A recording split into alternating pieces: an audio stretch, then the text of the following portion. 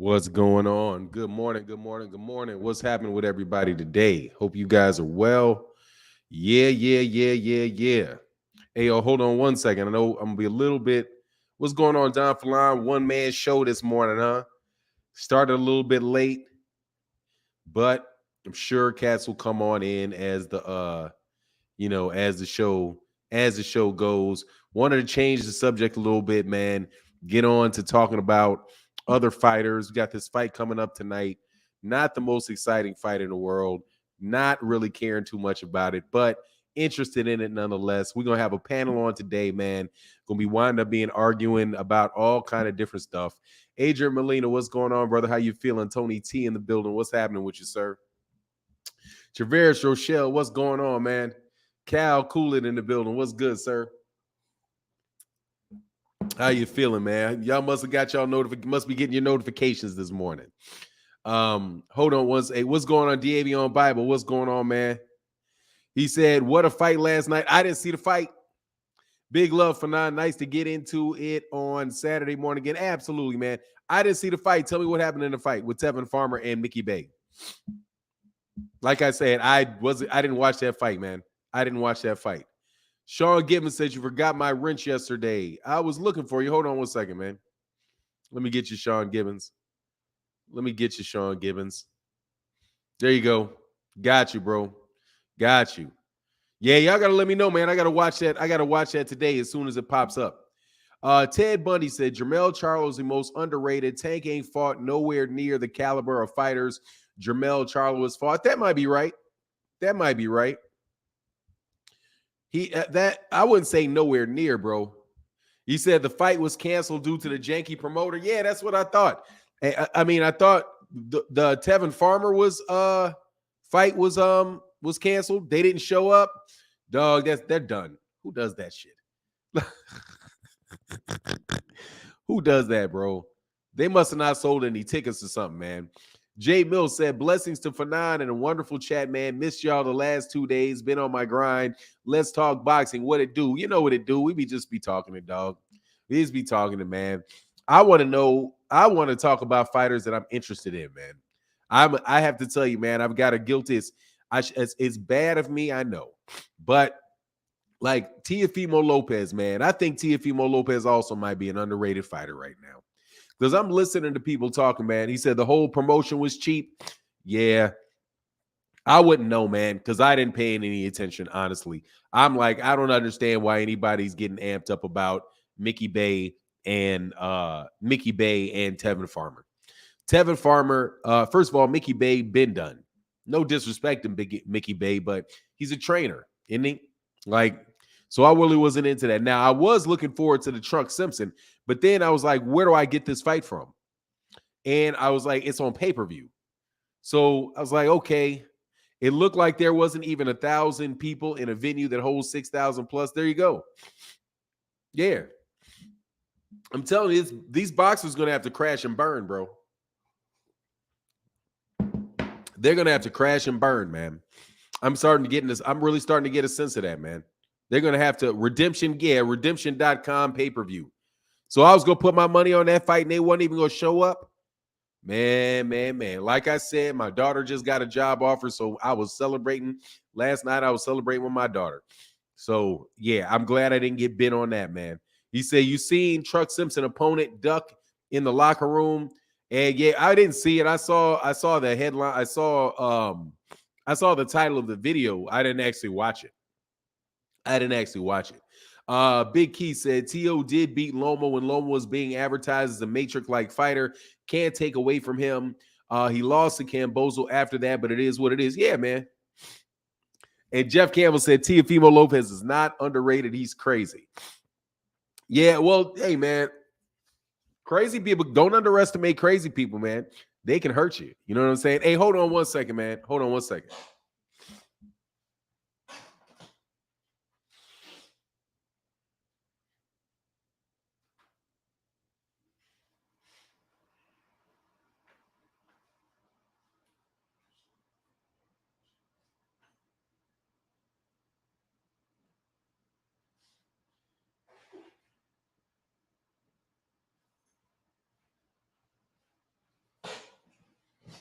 Sorry about that. Yeah, man, I had to straighten something up right now. Shit was looking too crazy. Was driving me nuts. Big Yellow in the building. What's going on, George Wood? Say good for now. Good morning to you in the chat. Oh, and Spence wins. Yeah, Mike Tyson. Gotta love it. You know what? Hold on one second, man. I'm about to change this subject. Hold on, man. I'm gonna have fun, man. I don't care, man. I try to change the subject, but hold on one second, man. Watch this. Do do do do do do do do.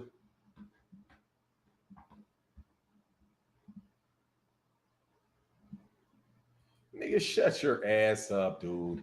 I hate nigga. Nigga, shut up. Hold on a second.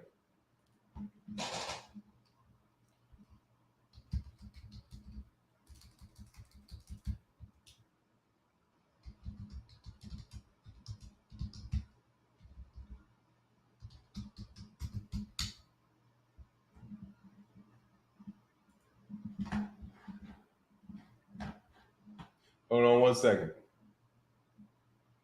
Matter of fact, get your bitch app out of shit. All righty.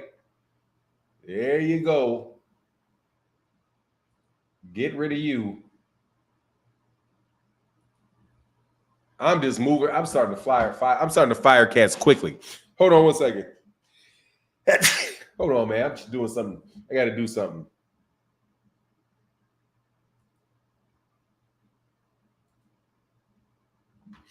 You got one opportunity to call me a liar, bro, when you don't listen to a video.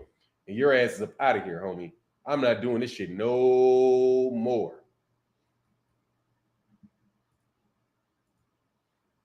I'm not doing it anymore.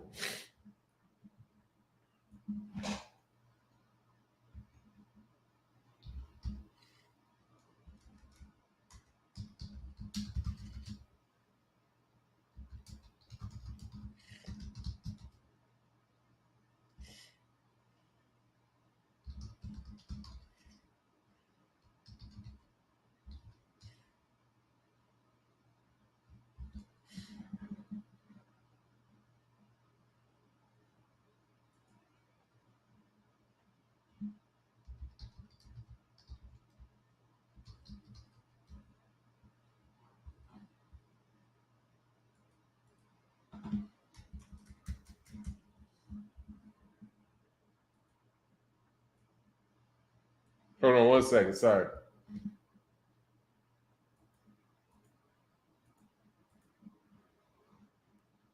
And this,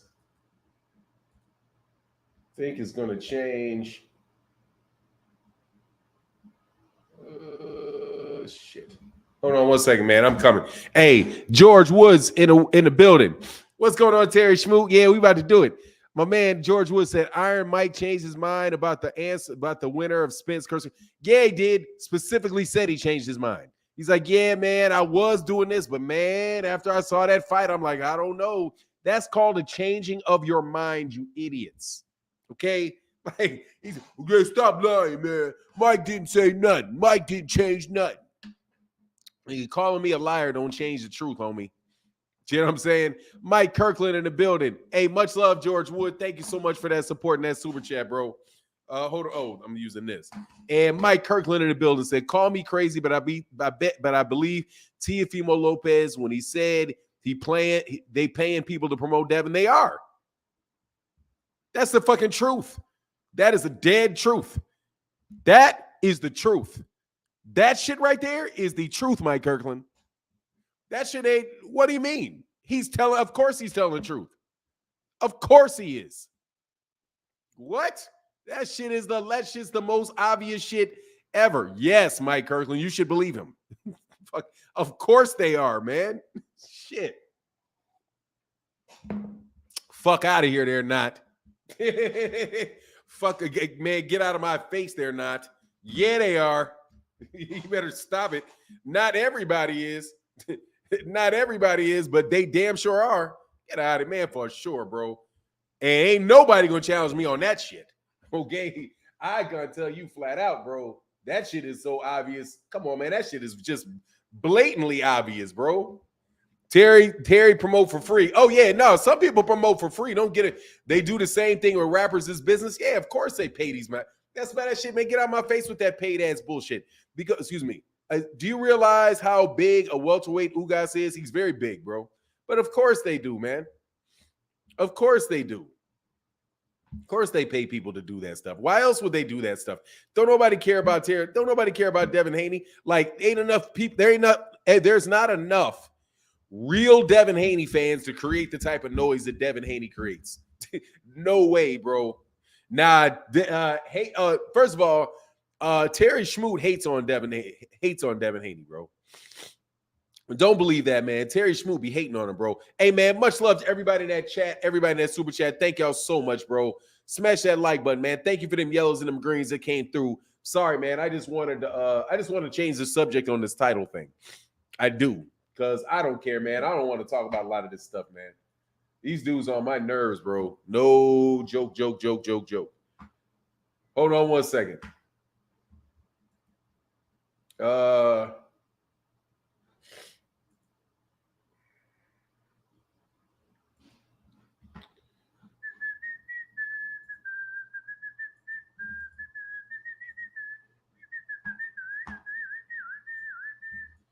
Hold on one second. Uga said, "What the hell? I've never said a negative word about King Lord Haney." Yeah, exactly. That's how I know you're. That's how I definitely know that you don't like Devin Haney, Terry Schmoot. See, Terry, I know you, bro. You say the opposite of what you think 90% of the time. You troll Devin Haney more than anybody does. It may be very, very subtle. It may be very subtle, but it doesn't matter. It's still the same thing, bro. It's still hating on the dude. Yeah, you may not like that, but it is what it is, homie. Hold on one second.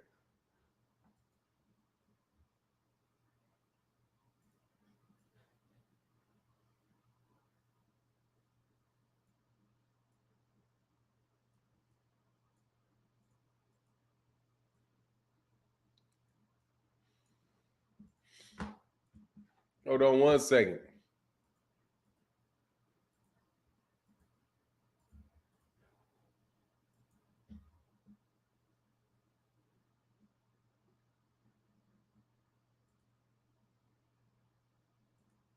My man, yeah, $150. Yeah, you be hating on that dude all the time, man. Cal said, coming to my said Devin isn't that popular. His team has done a great job for the most part financially. Most hype jobs don't live up to the hype. Devin could be the exception. Yeah, Devin's a very good fighter, bro. But if you talk about are they overdoing it? Yeah, definitely they're overdoing it. But it is what it is. Like I've always said, that is without a doubt. That is without a doubt. Here it is what I'm looking for.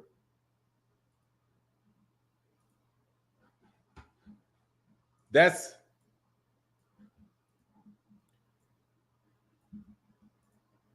all right. There you go. All right. Just needed to do something real quick. Yeah, it's going to happen. Hold on. I'm almost done. Be patient. Be patient, cats.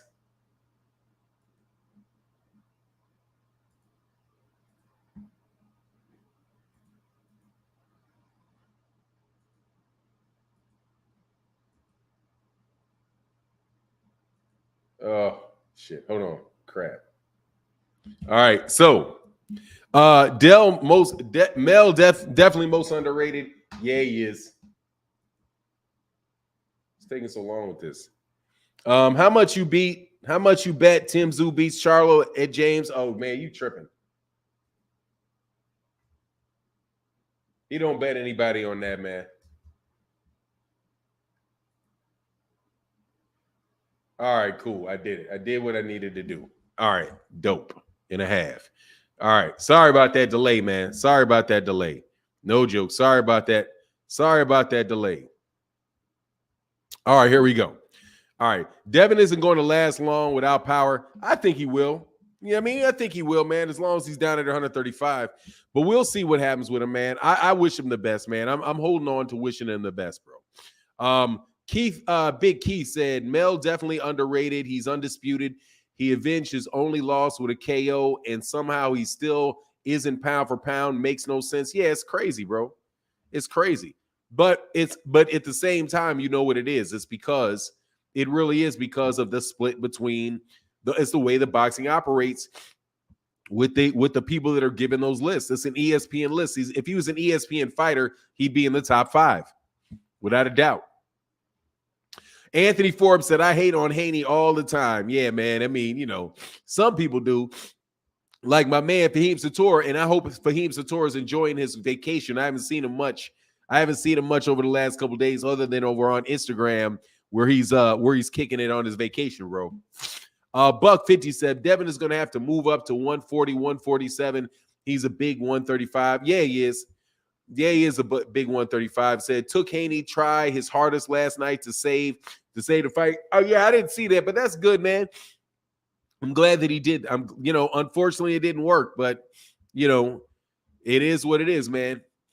He wanted to get in there with some funny gloves or something. I saw was the headlines, man. I didn't see. You guys are way ahead of me on that, man. But anyway, I changed the topic of this, man, because I wanted to say I'm talking about the fun topic. Try to diversify the topics and all that stuff, man. We'll diversify the topics when it's time to diversify the topics. Boxing right now kind of sucks, bro. No joke, bro. I think I'm probably one of the biggest boxing fans that there are, bro. What we talking, man? We talking about. So Cal Jim. So what up, bro? I'm so new to the channel. I hear people asking about getting a wrench. Can you tell us what requirements you are or what you look for, and also how you get one? Cali the Dream. When the way that most people are going to get them now. Well, first of all, what are they? It's a way where you become a moderator for the channel. So if somebody's acting really funny, you can put them on timeout or you can block them. Also, it prevents you, for the most part, from getting timed out and blocked. But really what it is, it just means that you are you're a regular person to the chat that we respect and love talking to. That's what it means for the most part. That's how we use it.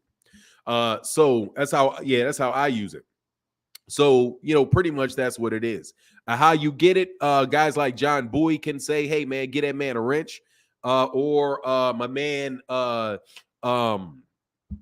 dog, man, how am I going to miss this, man? Shit. Sorry about that. Terry Schmoot will recommend you for a wrench. And somebody say, hey, give me a wrench.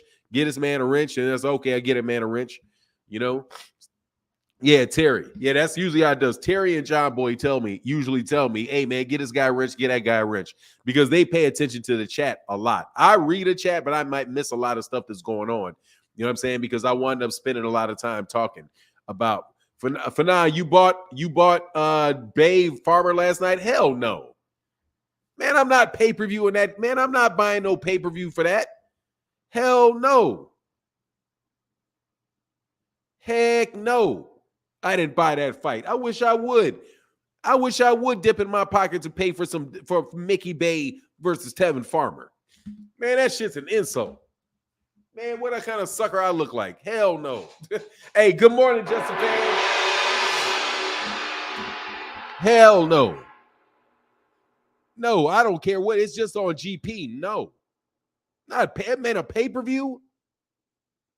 A pay-per-view for Tevin Farmer versus a pay-per-view with Tevin Farmer and Mickey Bay? Heck no, I didn't pay for that fight. I looked at that like, are you serious? You want me to pay for this? Dude, you need to put that on YouTube, homie. Man, I was insulted. I ain't lying. I'm like, man, are these dudes crazy? Say, come on, Fanatics, a tax right off. Nah, man, no. I am not buying no pay-per-view. I am not buying. I'll buy a ticket if it's in my town. I would have bought a ticket. I would have went to the fight. I'd have sat front row. I'd have done that if it was in my town. For sure. I would have paid for a ticket. But I'm not, no, man. You guys are killing stuff with this stuff, man. I mean, who thought that shit was a good idea, bro? Who thought that was a good idea? Like, for real. Who came up with that kooky-ass idea? Much love in that super chat, brother. Thank you, brother. Big Orange in the building, bro. Thank you, man. I'm telling you guys that are biggest reason this channel can keep going. Big Keith, thank you, bro. He said, just want to support this channel in the chat room. Blessings channel. And he said, best channel and chat by far. Thank you, bro. Means a lot, man. Thank you, brother. Yeah, man. We just got, hey, dude, we don't need, we usually have 500-600 people in here. Big ones, we can have as many as 1,000 people in here. But really, it is you guys that are just core and come every day, man, and chop it up with me, man. Seriously, man, I be getting up in the morning, Keith, like, man, I can't wait to talk to these dudes, man. I can't wait to talk to these dudes. I do videos and I do other stuff as well, but just the conversations, you guys, are a really big blessing, man. Thank you for supporting, man. Thank you. Let me see. He said, I was really impressed by Ryan. Cadillac 634 said, I was really impressed by Ryan's last fight. Do you think he can make 147? Well, he's under 140, so he can clearly make the weight division without a doubt. He can definitely make the weight division. Is he going to be competitive at 147? I don't know, man. I think he's got a little bit of Amir Khan in him. You know what I mean? Like, to be honest, he reminds me of Amir Khan. And honestly, a bit of a poor man's Amir Khan. Yeah. He reminds me of Amir Khan. Not even in the chinny stuff, just the way that he fights. He's got very fast. Amir Khan had very fast hands. He has good power. I think, Ryan Garcia probably has a little more power than Amir Khan. But just kind of the way that his size is leaving his chin up in the air. You know what I mean? He just is kind of Amir Khan-ish to me. So until he learns to tuck his chin, right? And maybe they can fix that on him. That's kind of where I am with that, man. He keeps, every time he punches, he lifts his chin. He's going to get yapped. George Wood said, hey, Fanon, are you saying Tio will rule 140? Nope. My money is on Haney ruling 140. I'm a Haney fan at 140 and top 7 at 140 and top 7 at 147. Yeah, man. Dude, seriously, let me tell you what I think about that, George Woods. Much love, brother. Thank you for that support, bro. Thank you for that support, bro. Look, what I think about that is this. I'm going to base, depending on what he looks like tonight, I think he's got a chance. Depending on what he looks like tonight, I think he's got a chance. Because if he can come out there and he really looks like his power carries up and he really looks like, he can box and he's not, like it looks like that thing with George Kambosos was an anomaly, then why not? He may very well be able to. He's a big, strong guy, and he's a good fighter. He's by no means a bum. You know what I mean? I don't think he will. You know what I mean? I don't think he will. But as far as Haney ruling 140, I got Gary Antoine Russell beating him in the fight that I want to see. And I can't wait till they find a reason for that fight not to happen. I'm going to be talking when he moves to 140. Y'all can get ready for this out of me, Devin Haney fans. He's ducking Gary Antoine Russell. I'm telling you. And I'm going to listen carefully to people's definitions of ducks and what they say a duck is. Because I'm be like, okay, be careful when you lay them rules out. By the way, man, y'all are funny, man. God dog, man. Blessings to people I love, man.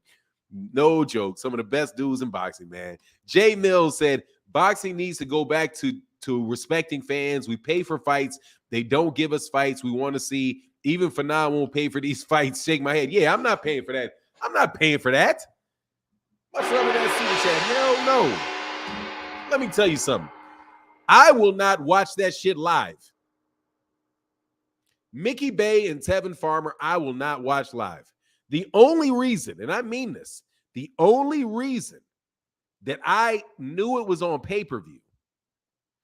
First of all, let me tell you, I didn't even know that the Truck Simpson fight was on the same card as Tevin Farmer, Mickey Bay. I was just wondering what card is Truck Simpson on? Like, shouldn't he be fighting on Saturday on the undercard of Teofimo Lopez? So I looked it up and I was like, Truck Simpson. Oh, it's on pay-per-view. They're putting Truck Simpson on pay-per-view. It didn't but they didn't. The way that it came up, it didn't show me that it was on the undercard of Tevin Farmer, Mickey Bay. It really wasn't until this morning that I was like, hold on, man. He was on the same card as Mickey Bay. Mickey Bay and those guys are on pay-per-view. Oh, you're bugging. Dude, that's how much I cared about that fight. I don't care about that fight at all. No joke. I don't care about that. I didn't care about that fight at all. And I cared about Lorenzo Truck Simpson, though. Like, I wanted to see him fight. So I looked it up, and when I found it was on pay-per-view, I was like, what? I mean, I can't be paying for, I'm not buying pay-per-view. I'm not buying a pay-per-view. You know what I'm saying? But yeah. Anyway, so it was all kind of funny, but real. Oh, Justin Van Fernandez is going to be duck cap. Oh my God. The worst. Duck cap, duck. Ducking, he's capping, he's ducking. You know what I'm saying? Charles Jackson said, you're a hell of a man. Keep up the good work. Thank you, Charles Jackson. Thank you, brother. Go hard is H. Said, is it true Wilder? Is Wilder fight true against the Viking guy, Hellenius? I don't know if it's true or not. It's been reported that it's likely. They're in talks, is what I understand. That's what I understand. I understand that they're in talks.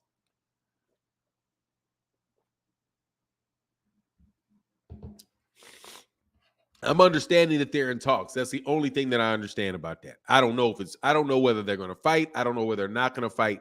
I will tell you this, though, that the WBC has said, Mike has said they talked to Tyson Fury, and Tyson Fury is retired.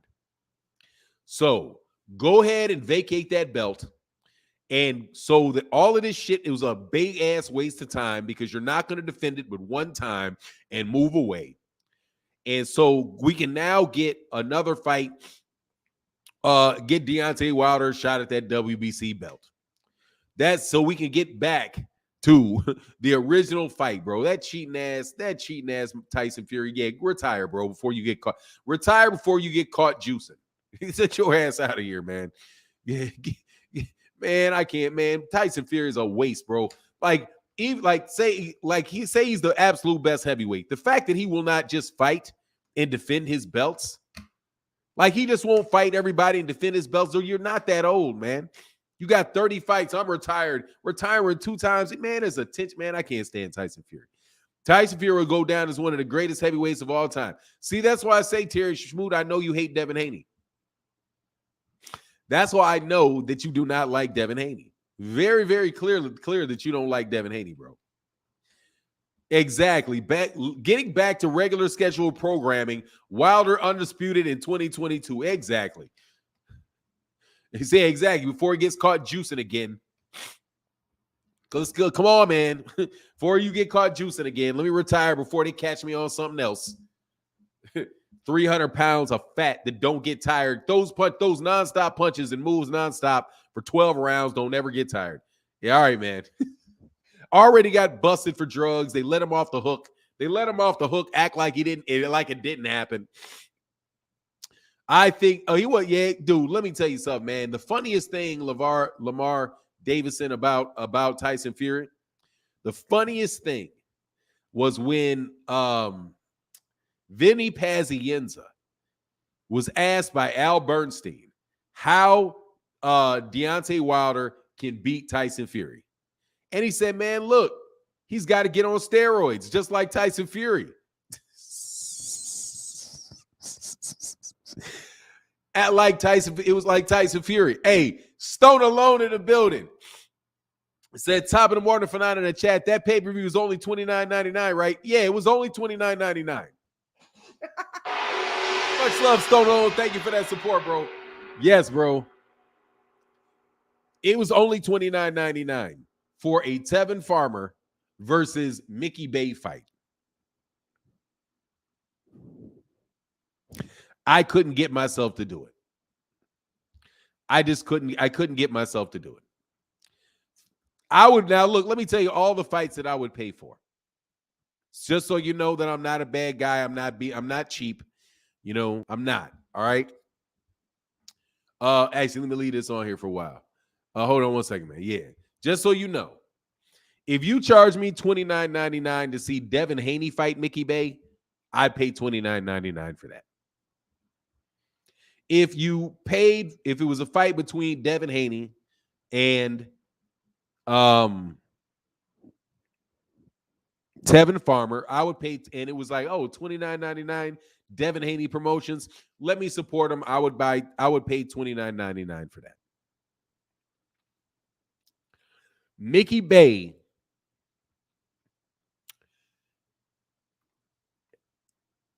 and Tevin Farmer, that is hard for me to get my head around. Really. It's just hard. Now, Truck Simpson being on there, it had me thinking about it because I want to see Truck Simpson fight. I want to see Devin Haney fight. You got to at least have me want to see you fight for me to pay for the fight. Yeah, we're going to have a panel today. Just giving a little bit of time for more people to get in the chat. People usually get in the chat a little late on Saturday. Simon A, much love, Stone Alone. But yeah, it was only $29.99. It was. And then guess what? The fight got canceled. Stone Alone. Then the fight got canceled. Mickey Bay did not fight Tevin Farmer last night, right? And Truck Simpson didn't fight last night. They didn't fight.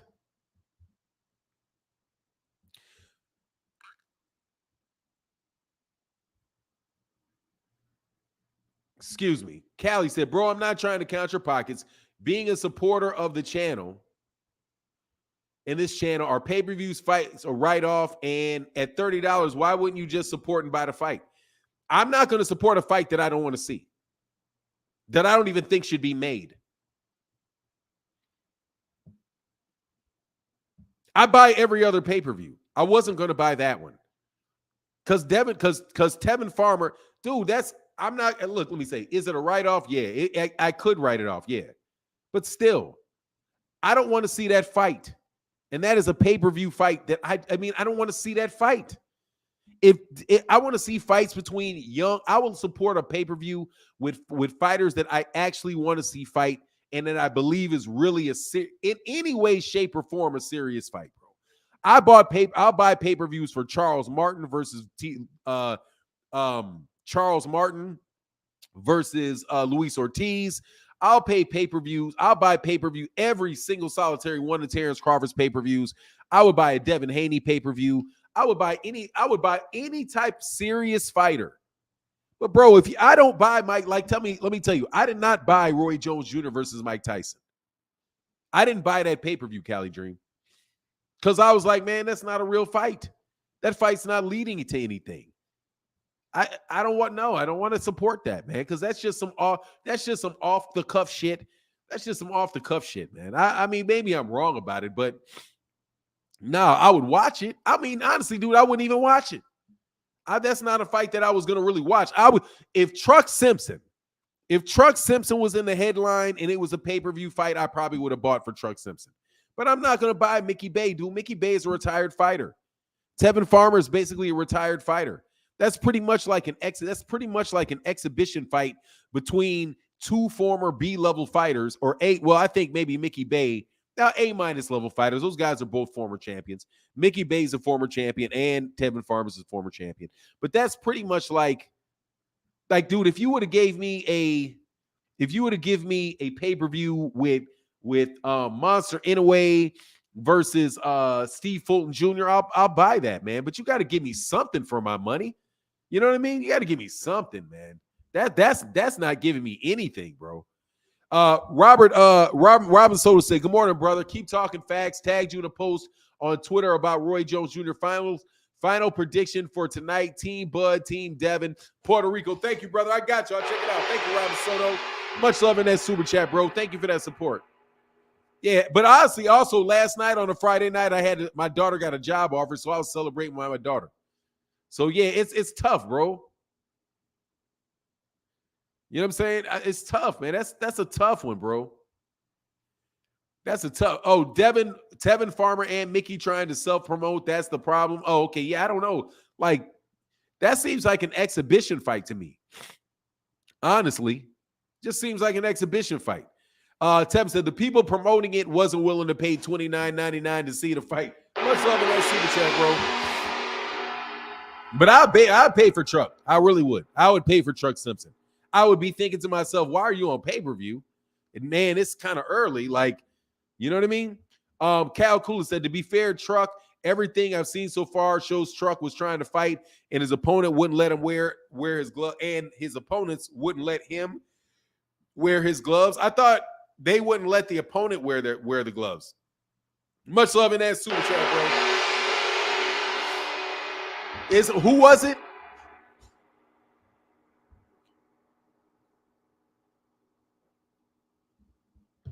The opponent wouldn't let Truck Simpson wear his gloves, or the Truck Simpson wouldn't. You unwritten rule, YouTubers have to buy all pay-per-views for nine. Look, man, I'm just telling you, bro. I support pay-per-views of every fighter that I think is where it's a legitimate fighter that needs the support. I'll support you, bro. But it was Truck's gloves. Okay, yeah, I don't know the facts. I don't know the facts about that, bro. Hey, I said, stop that, y'all. Philly in the building. No, look, man, I'm just telling you, hey, man, I'm sorry, man. I guess I should have bought the fight for a fight that didn't happen, and I would have been out of my $30. But yeah, Cal, I understand what you're saying, but and I don't think you're pocket watching. I mean, that's fair. I mean, I would like to support these guys. You know what I mean? I would like to support them. Oh, thank you, Justin James. Thank you, bro. Thank you, man. And my man Big Keith said, buying a fight you don't want to watch is like a vegan buying a cheeseburger. Hey, much love in that super chat, bro. Thank you for that support, bro. Yeah, man, it is, man. It is. But I mean, I want to support the guys, man. I believe in that. I do. I believe in supporting fighters. I do believe in supporting these fighters, and letting these guys get their money for fighting and all of that. But that particular fight to me was like, I don't get it. You know what I'm saying? I don't get it. Marcus Thomas said, it's a shame Tyson Fury can cheating boxing with the drugs, but Russia put our American basketball player in jail for a drug that can make money for population and help population medical wise. Hey, man, I have a no comment on that, Marcus Thomas. Like, I have no comment on that. Hopefully she'll get back and all that good stuff, but I don't see that, I don't see the connection, bro. Oh, you said you bought it? Okay, that was up. He said Truck's gloves were not approved by the other fighter's mom. For real? So they wouldn't fight because they wouldn't let him fight in his gloves? Man, that's crazy, man. Whatever, man. Hey, there's all kind of glove problems in the world. You know what I mean? People got issues, bro. What's going on, Powerhouse Watson? So good morning, OG. How you doing? I'm good, man. Just sitting up in here, man, talking this boxing on this fine Saturday morning in a time frame where there's really I really wish there were some really good fights about to pop off. Like we got Teofimo Lopez fighting a journeyman. So, I'll watch that. I'm going to watch that. Devin Haney tried to support them out of his pocket to support Tank. Yeah, good for him, man. He told him no, right? I don't know what's wrong with the gloves. Anyway. What? Pop, chips, snack pack in trucks. Oh, yeah, we was eating bad. Yeah, I don't know, man. I didn't watch it. Said, where's King Judah? I'm back on the channel. What? Oh, what's going on, Marcus Thomas? I don't know where King Judah is, man. Scrooge Main said, there's nothing about Mickey and Tevin that makes me want to pay to watch them. Yeah, it's not. It didn't make me want to pay. I probably should have watched it, though. I should have. I feel guilty. I should have supported them. I just looked at it and I was kind of offended. Like, why is this on pay-per-view? That was just my first reaction. But at the same time, being a boxing channel, I guess I have a duty to watch everybody. I don't have a duty to watch everybody's fights, bro. I'm sorry, I can't do that. I have to live a balanced life. And a lot of times, man, it's like, yeah, come on, man, you're not really giving me anything, man. Said last time Teo fought a journeyman, he lost. Yeah, but we'll see, bro. He said the fight got canceled anyway. Yeah, but I should have lost my $30. I should have lost my $30, bro. And now, hey, look, it got canceled after the card started. They canceled 2 fights in that card. Amazing. Fanon, who won fights yesterday, though? That's all I want to know. They didn't have the fights. The fights didn't air. The fights didn't air. The card was a debacle. The card was a debacle. They didn't have the fights. You'll never recover from that. Whoever that promotional company was, who was the promoters? Those guys are trying to self-promote, they'll never recover from that. Ever recover from that. Fanon, if you don't want to watch it, bro, you ain't got to watch it. Fuck it, what they talk about. Said, do you think the lower weight classes are underpaid? If so, why? I don't know if they're underpaid or not. I have no clue whether they're underpaid or not because I don't know how much money they're making. But by and large, they're not big attractions. So, it is what it is. Anyway, Cal Coolidge said, for non-international boxing, Bay and Farmer jumped on IG Live announcing they weren't fighting after the card started.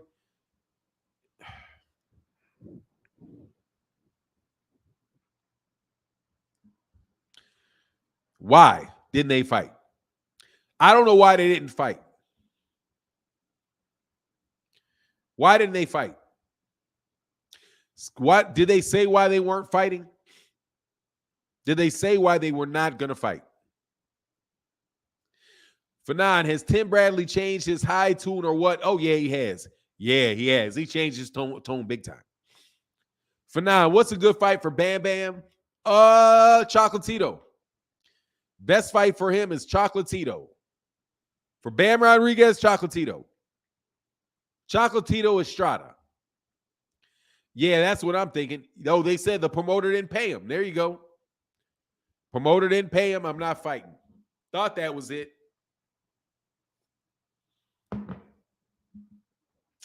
Thought that was it. So there you go. Hey, what's going on, Chilva? Said I was always support you, no excuses. I'll put some red in the chat soon. Hey, thank you, Chillville. Appreciate you, brother. I'm telling you, Noop, it means a lot, man. Thank you, bro. But I'm waiting for these guys to come on so we can get on this panel and we can see E Moneybags. See if E Moneybags shows up today, bro. E Moneybags. Fanon, that fight has been a mess since first they fought. First they thought they could fight in Ghana. So yeah, you hear it, Moneybags. What's going on, E Moneybags? I am not debating you, E Moneybags. Not gonna do it, bro.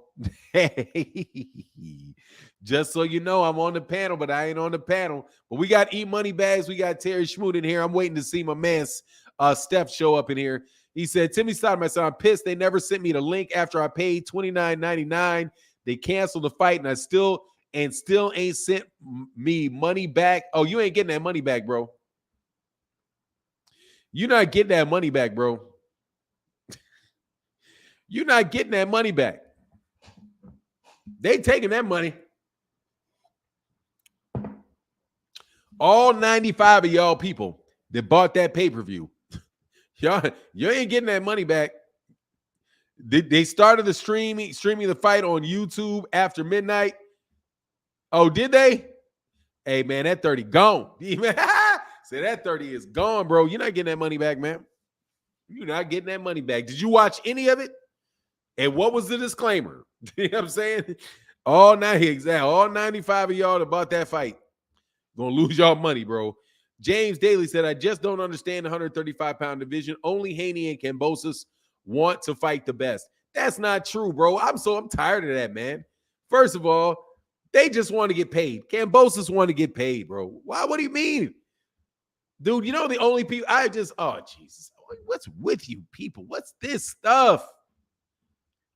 It's all of a sudden, bro. YouTube cannot fix that stuff for nothing, bro. Look, man, I get tired of that, man. Just Devin, dude, look, man. I seriously, man. Man, Devin, bro. Come on, man. Y'all got to get out. Y'all got to stop that with that shit. Why is Devin the only person who wants to fight anybody? Lomachenko wants to fight these guys too. Lomachenko wants to fight him. Gervonta wants to fight him. J. Mills, Fanon, do you think if they don't return the money, they will hurt the trust between fans buying the fights? Dog, they don't care. They don't care. Like I said, it's going to be like 150 people that bought that shit. So, for them, 3,000, 3,500, something like that, they're going to make about $3,500. You know what I mean? The cable providers are going to take that. Or whoever, where did it come? I mean, it is an internet thing, man. Oh, it's crazy. I don't know, man. That's like I say, man. I'm just like I was thinking the whole time. What is this? What is this, man? Powerhouse Watson said, I don't know. I haven't heard Lomachenko say he would fight Haney not once. He's fighting him in the next fight. Lomachenko doesn't run around talking and calling people out. He'll talk about Tank. He talked about Tank and will argue with Floyd Mayweather. But Lomachenko doesn't do that. It doesn't mean he doesn't want to fight him. Just because he hasn't said he wants to fight him doesn't mean he doesn't.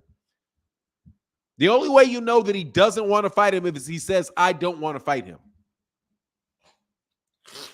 That's the only way you know that he doesn't want to fight him is if he says, I don't want to fight Devin Haney. That's how you know he doesn't want to fight Devin Haney.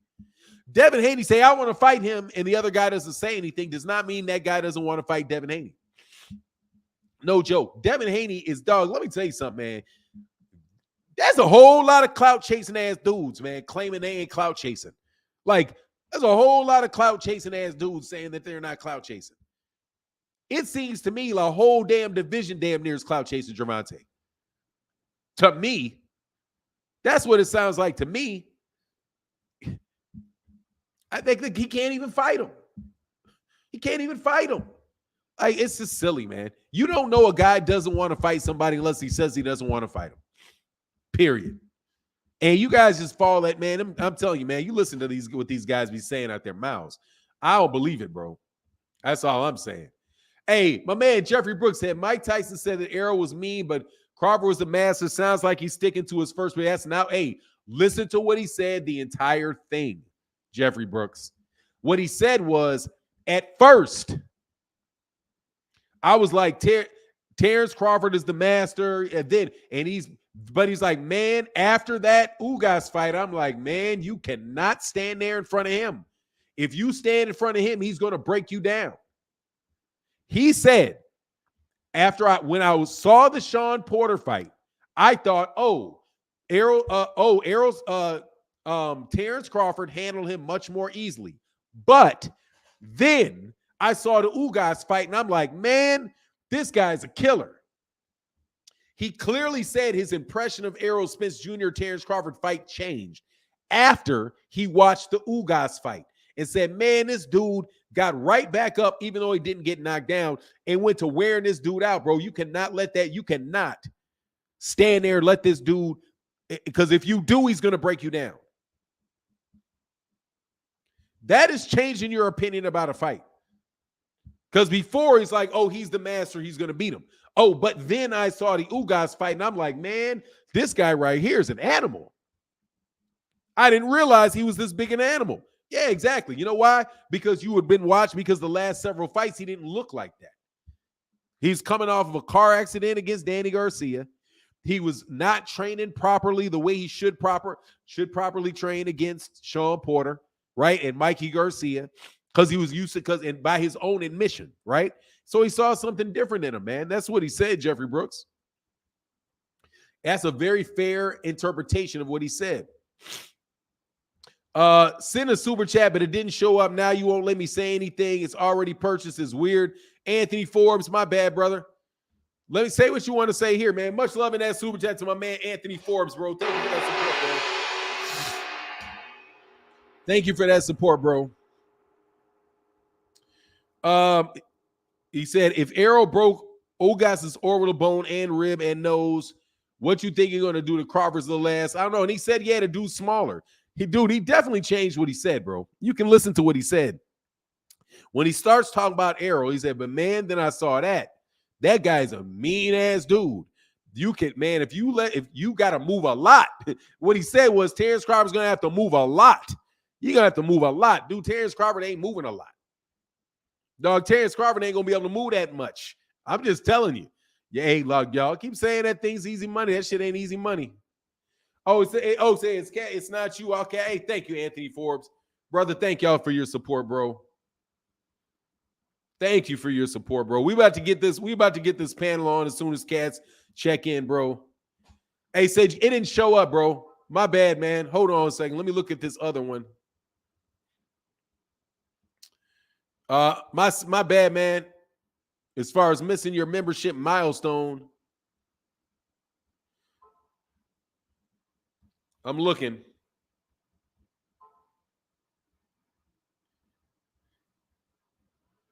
My man, Adrian A., Mr. Molina, brother, thank you so much for that support in the Cash App, bro. He said, I appreciate your work. Mr. Soto Black in the building. Yeah, that didn't come up, Soto Black. Soto Black in the building. He said, Tank says Spence will knock TC out. TC is not pound for pound. Your thoughts, OG? Dude,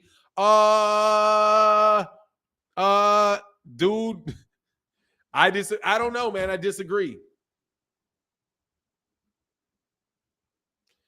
I disagree. I think he's definitely pound for pound, bro. Jeffrey Brooks said, I said that Bud can't stand in front of Errol like that, but my opinion is still the same. That's fair. It is what it is. That's what it sounded like to me. There may have been a portion of the audio that I didn't hear, though. That's why, again, I put a question mark there. Question mark, not you, dumbass. I'm not calling you a dumbass. That's why I put a question there. Point, question mark. Dudes be funny, man. That's a question mark. Anyway, Shoney D said, peace and blessings, Unc. Open that line so we can hear that smoke. Also, wrench your nephew up. Yes, Shoney D, no worries, brother. Got you, man. Hold on. Timothy Steinmeier getting skipped again. That's my bad. Get Marcus Thomas a wrench. Can Marcus Thomason get a wrench, OG? Yes, he can. Add moderator. That's from my man Timothy Stoudemire in the building. And then where'd the rest of them go? Okay, yep. Okay, no, I was good actually. I hadn't got behind you. Mike Kirkland said, I listened to Bill Haney on Blue Blood and Boxing Voice this week, and he's full of shit. He's just like a politician, always campaigning. In my opinion. Look, man, like I said, bro, I'm not affiliated with all that stuff anymore. So look, you can say what you want to say. I think he's a promoter. And honestly, bro, there's a lot of bullshit flying out. Without a doubt, bro. It's a lot of BS flying around, bro. Without a doubt, bro. Framing cats for ducks is what I always hear. Framing cats for ducks, man. And I cannot be part and parcel of that, bro. Not gonna do it. Much love in that super chat, bro. Timothy Stoudemire in the building. Can Marcus Thomas get a wrench tonight? Yes, sir, did. And I saw that and I got that. I took care of that. LeVar Davis said, Bomac saw the Ugas fight and said Bud need the most money he can get because after losing to Spence, both of their career might be over. Hey, man, they got to get what they can get, bro. Either way it cuts, bro. They got to get what they can get now. You know what I mean? Oh, man, big time. Anthony Forbes with that orange and that Cash App. Thank you, bro. Said just paying for a cup of coffee. Thank you, brother. That's a nice cup of coffee. That's a very, very nice cup of coffee, man. This coffee this morning is kind of messing with my stomach. But thank you, brother. That means a lot. Thank you for that support, bro. Absolutely, bro. I'm going to be in the comment section trolling today because I know. Now, look, let me put this first. How we been on here an hour yet? We've been here 54 minutes. Politics are politics. Yeah, politics are politics. Yep, you can't get more true than that. That's true for sure. I'm going to be trolling today, though.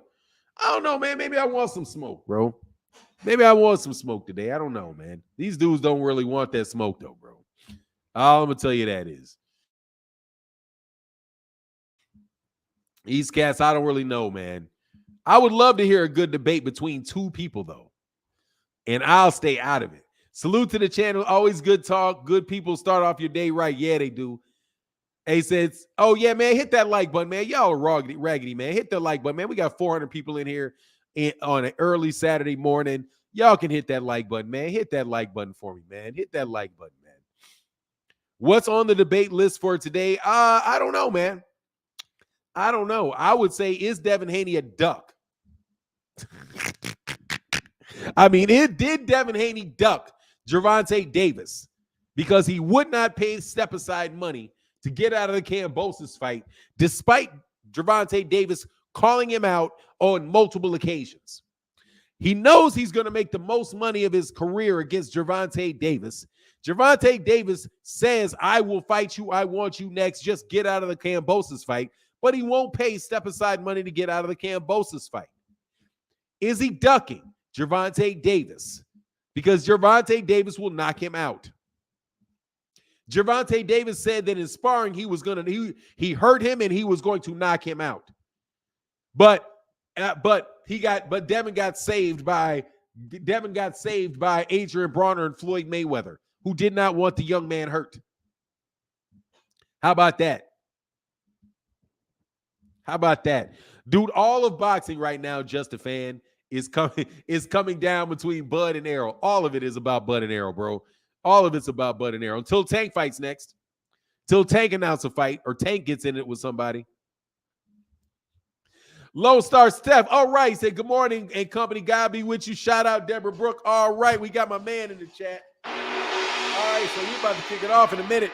We almost there, bro. We almost there, bro. Hey, Jay Mills said, Fanon, yes, Devin is a duck. Of course, Cam is easy money. He's not going to pay Cam to go get KO'd by Davis. Hey, yeah, you know what I mean? Now, I'd be wrong if I made that argument, wouldn't I? I'd be real wrong if I made that argument. But that's a fact. Gervonta Davis called out Devin Haney. Called that man out. Hey, Shoney D, thank you. Thank you. Shoney D said, this is for a shot of Yizak in that coffee. Oh, I should do it too. I should do it too. I should, dog. I should say, you know, F it this morning. Let me dump something in my coffee, man. Let me dump something in my coffee that's gonna have me retire. Justin Fell said, what is this? But I love BFTB, bro. That's my guy, bro. Justin Fan said, we got a few heavyweight title fights next week, and no one gives 2 Fs. Oh, yeah, nobody cares. I'll watch it, though. You know what I'm saying? I'll watch it. Don't get me wrong, bro. I'll watch it. Yeah, but he said, yeah, get loose. Nah, bro, that'll ruin my day, man. I ain't about to do that shit in the morning. I ain't ruined my day, man. I'm going to be messed up for the rest of the day, man. I'm old enough to know what that brings. I would like to take a day off, though. God dog, man, I should take the rest of this day off and not think about no boxing, man. There's a whole lot of inappreciative-ass people out there, bro. You ain't paying nothing. You don't pay nothing to watch videos. What are you complaining about? Like, dude, that shit still stumps me. Dude, what are you complaining about? You don't pay nothing. Well, you are taking advantage of us and making money by these videos that I don't like. Dog. Fury vacated ring title. Did he? Dude, he said he's retired. Once you say you're retired, you're retired. They should take that belt. He's retired twice in the last 4 months. Cali Dream, Fanon, I heard Boxing Voice say Devin hurt Mayweather in sparring. Do you have any comments on that? Yeah, who the hell cares? Devin is beating up everybody in sparring, bro. Devin knocked out. I've heard Devin hurt Deontay Wilder in sparring. If I hear one more sparring story about Devin Haney, bro, I'm gonna vomit. I could care less what he did with Floyd Mayweather Jr. in sparring, bro. I heard he hurt him. Now, I heard they said that shit, is what I believe. I believe they probably said that. Devin Haney can't hurt Yuriorkis Gamboa with 8-ounce gloves. No, I don't believe that shit. More hype. He can't hurt Yuriorkis Gamboa with 8-ounce gloves with firm shots straight to the chin. But he's hurting Floyd Mayweather Jr. in sparring gloves in headgear. I don't believe that. No. No, I don't believe you. Not you, but I don't believe that. No. Okay? There you go. No, I do not believe that. I mean, what you want? Haney called out Tank and Floyd begged Devin to leave Tank alone. No, he didn't. First of all, let me tell you, let me clarify this, King Judah. Let me break this to you. Devin Haney did not call out Gervonta Davis since Gervonta Davis called him out. Devin Haney can't even call him out because Devin Haney already has a scheduled fight. So even if he did, he would be capped for doing it. I had Bill Haney on my channel. Devin Haney didn't even make up his mind about who he wanted to fight next. That's out of the mouth of out of Bill Haney. Bill Haney, and people heard it on this chat. In this chat, not this specific, on this channel, Bill Haney admitted that Devin Haney had not decided what he wanted to do, whether he wanted to try to move up to 140 or whether he wanted to fight George Kambosos in the rematch or whether he wanted to fight step aside money to get Gervonta Davis. Bill Haney said Devin Haney had not made up his mind on that. He said it on my channel to me when I asked him a question. Gervonta, though, is on tape saying, you're talking all that stuff. Next fight, after I beat this dude, I want you, Devin Haney, I want you. And then Calvin Ford and Bill Haney talked on Rise Podcast, which is still up. And Calvin Ford said, we want to fight Gervonta Davis next. We can make the fight. All we need for you to do is get out of that fight with George Kambosos, pay him that step aside money, and we'll fight. So you just let me know when you're free to fight, and we will fight you. That's what Calvin Ford said to Bill Haney. After that, Bill Haney said to me that he did not know whether or not what Devin Haney wanted to do. And in it, I said, all right, we are at minute 63. Oh, I don't remember the minutes now. We're at 63 minutes and 43 seconds when you said that. That Devin has not decided what he wants to do. That was after Gervonta Davis called him out. And Calvin Ford told him exactly what they needed to do to get the fight. Get out of that fight with George Kambosos, which, by the way, Devin Haney cannot do unless he pays a bunch of step-aside money to do it. And so why would he do that? He's going to get paid millions of dollars to beat an easy guy that he already beat again. And he's contractually obligated. Why would he then turn it? It doesn't even make sense for Devin Haney to do. And then after that, Devin Haney, words were attributed to Devin Haney. I don't know if he said it or not, but attributed to him that said, hey, I'll drop my belts. You keep talking, I'll drop my belts. So the response from Rise Podcast, from the Gervonta Davis camp was, okay, drop your belts. Drop your belts. Did he drop his belts? No. Devin ain't trying to fight Gervonta next. He's not trying to do it. Not only can he not do it, but he's not trying to do it. And Gervonta called him out in the very last time that anybody said anything.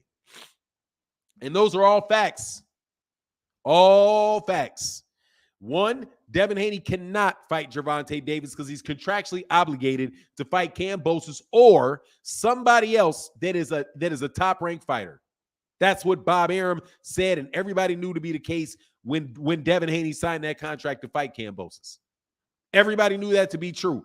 I don't understand why people are getting memory lapses after the fact.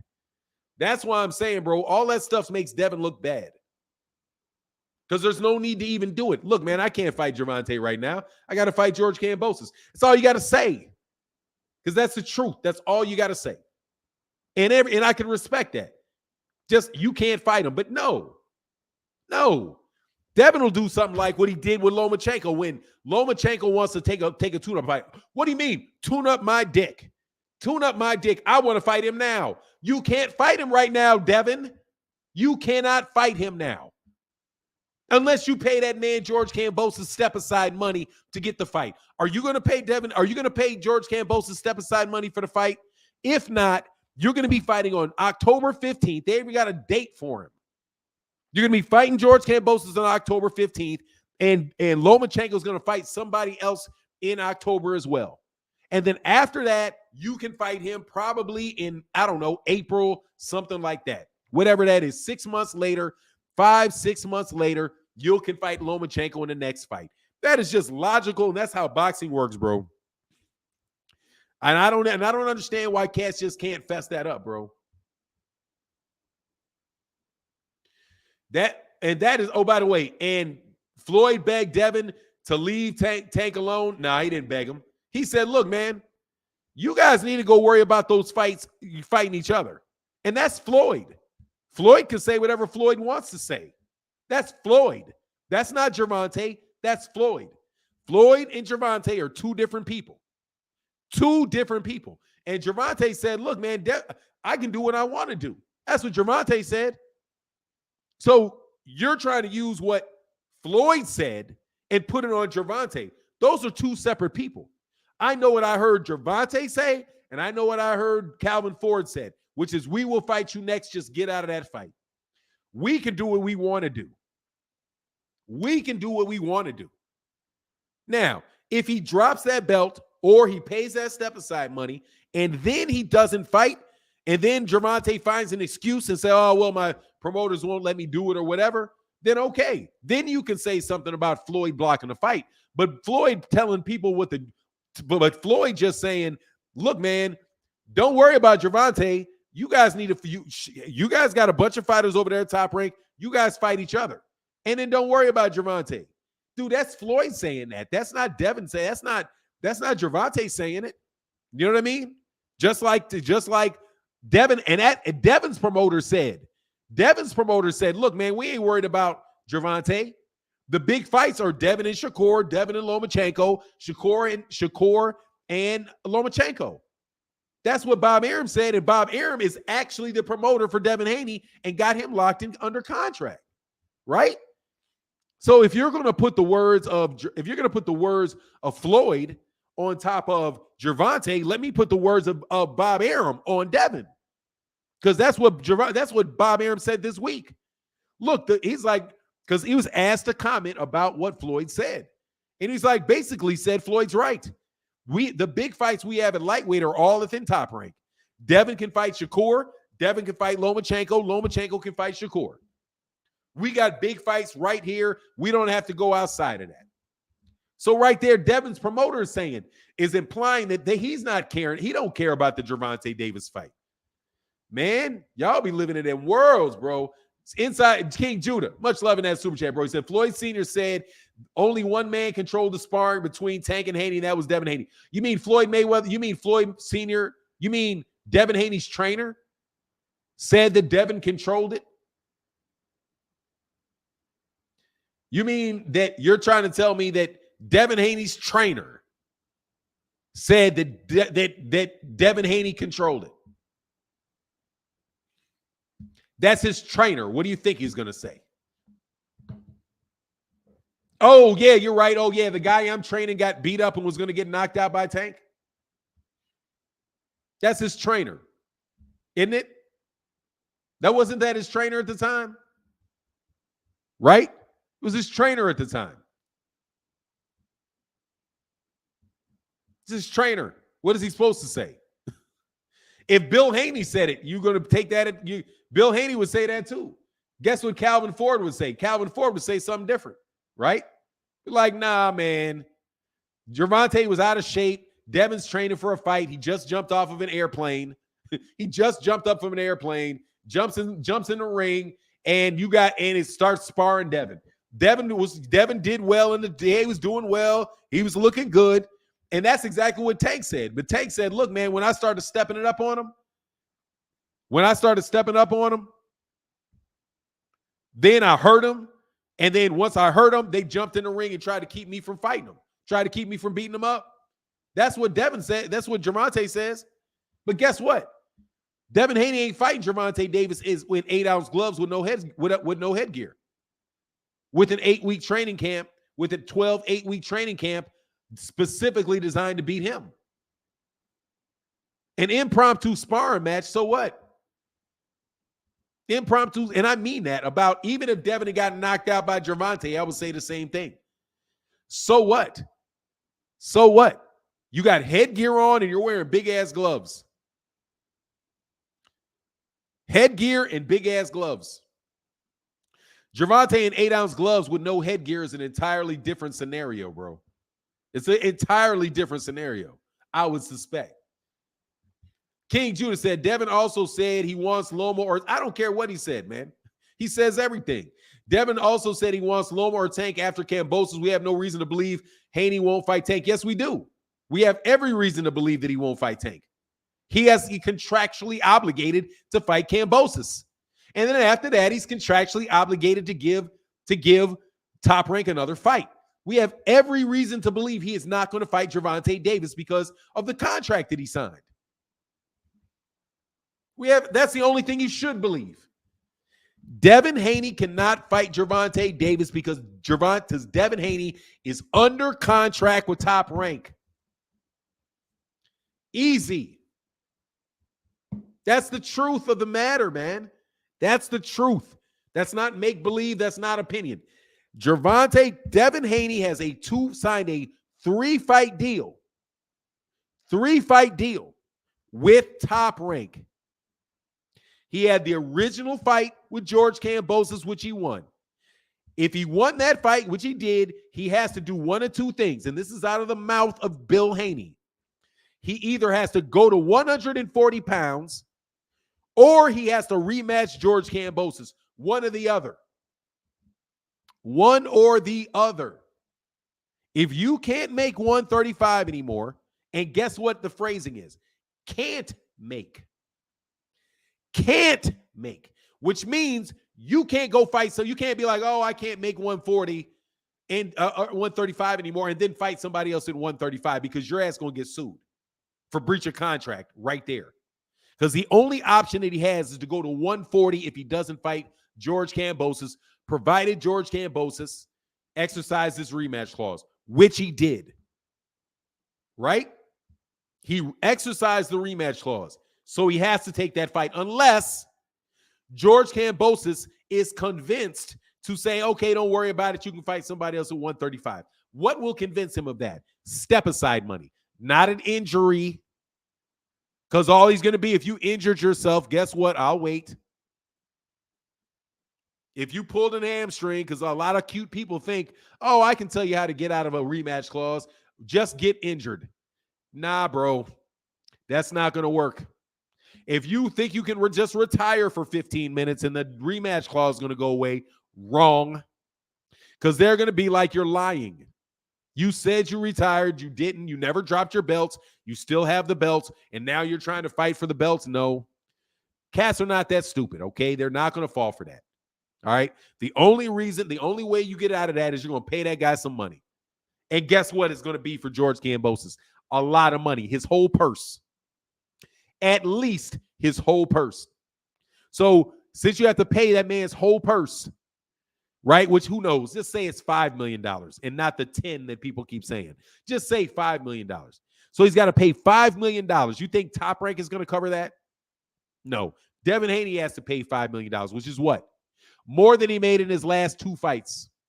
So he's going to have to pay his last 2 fights worth of money to George Kambosos to get out and make less than that fighting Gervonta Davis, because he's not going to get $5 million fighting Gervonta Davis. Going to tell you that right now.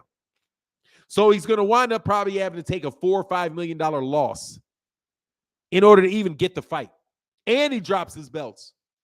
And he's not. And on top of that, he's got to get Bob Arum to agree to it because he's still got a 2-fight deal with him. He can't just get out of Kambosos. He's actually got to get out of the contract he has with Bob Arum to boot. How's he going to do that? Seriously, how is he going to do that? You think he's going to lose all that money? No, he's not going to lose all that money. Come on, man. Come on, man. Gervonta Davis cannot fight Devin Haney. Even if Gervonta Davis wanted to, which he said he did, he can't fight him because of what Devin Haney has going on. That's on Devin. It's not on him. And I know Devin Haney fans don't like that. That's the cognitive dissonance. Devin is always right. Devin is always ducked. Devin is always the victim. Devin is the biggest money maker. Devin is really the star. But yet, Devin's not the star. Devin isn't getting ducked. So you got to come up with some other rationale to make sense of it. Well, Floyd said that. Gervonta didn't say that. Floyd said that. Floyd is not Gervonta. Those are two different human beings with two different names, live in two different cities, got two different mamas, two different daddies, right? Like, come on, man. Come on, man. Y'all be killing people with that, bro. Said Devin also said he wants Tank. Yeah, there's much reason to believe that he won't fight Tank. Again, huge. That's the only thing you should believe is that he won't fight Tank. That's the only logical conclusion that there is that he's not fighting Tank. It's the only logical conclusion is that he's not fighting Tank next. Absolutely. And in fact, I believe it's safest to assume that he won't fight him at all at 135 because guess what? He ain't going to be able to make 135 a year and a half from now. He won't even be able to do it because he's already having a hard time making the weight. He's going to be in 140. That's the only reasonable thing to believe. Joshua Furlong said, I can't wait until Tank nukes the Haney universe. I'm going to tell you, bro, who's going to tank the biggest thing to that universe is this. The biggest shot to that universe is Lomachenko. Let's do not think that boy ain't got something for him. Fanon, who pays the step-aside money? Does it come from the sanctioning bodies or the fighter or a combination of both? Salute to you from Baltimore. None of your biz. Much love in that super chat. It can come from anybody willing to do it. It can come from anybody willing to pay it. If Top Rank wanted to pay him the step-aside money, Top Rank could pay it. I don't know why Top Rank would pay that. Anybody that wants to put up the money can put up the money. If I had just a random $10 million laying in my bank account and I call, I was like, hey, man, George, I give you $10 million if you don't fight Devin Haney next. Oh, really? Yeah. Me? Oh, yeah, me. I'll do it. Oh, okay. Yeah, oh, no worries. Okay, give me the $10 million and I'll let it go. Okay, here's your $10 million. And then George calls Devin, hey, Devin, or calls Bobby, I don't want this fight. I got paid $10 million not to fight. So tell Devin, have a great life. See you later. Enjoy yourself. Do whatever you want with your belts. Easy. That can happen like that. It's not going to happen like that, though. The real question is who would have the interest in doing so? And the answer to that is nobody. Because Devin's not going to go from that fight to a big fight. Right? He's not going to go from that fight to a big fight. There's nothing that the amount of step-aside money is not going to be made up in the other fight that Devin has. You know what I mean? Like you get step-asides where somebody like, okay, there's a mandatory, Luis Ortiz is a mandatory for Anthony Joshua, and Anthony Joshua wants to fight Vladimir Klitschko. That's going to be a $50 million fight versus the, a fight where Luis Ortiz his purse is going to be like $300,000. So we'll pay you $1 million step aside money, right? Because we not just the money, you also got to pay the man for the opportunity, right? Not just the money, but the opportunity. Because you say you're only going to make $300,000, you just give me $300,000 and be like, no, I'd rather have the fight because I can beat him. You got to pay me beyond what I was going to get. Beyond that, right? If you say, oh, how much were you going to get paid for that fight? $10 million? Okay, well, I'll give you $10 million not to fight. The guy would say no. Because I'm going to get $10 million, but also I get a chance to win the titles, which is going to be worth a lot more money. So no, thank you. So what would he say? Well, how much would you need? Well, what I would need is I would need $15 million. And what I would need is a guarantee that I get the winner of whoever he fights. So I still get the value of my opportunity. Right? So it's just like you just think through it like any other deal, like any other way. Like, what would you do? You know what I'm saying? Like, what value would you put on that? Which is what I'm saying. It's not going to happen, bro. Hey, say, for the record, I've always said it's Floyd, not Tank, keeping Tank from tough fights. Yeah, no worries, King Judah. You the man. You know you are. Absolutely, bro. I understand that.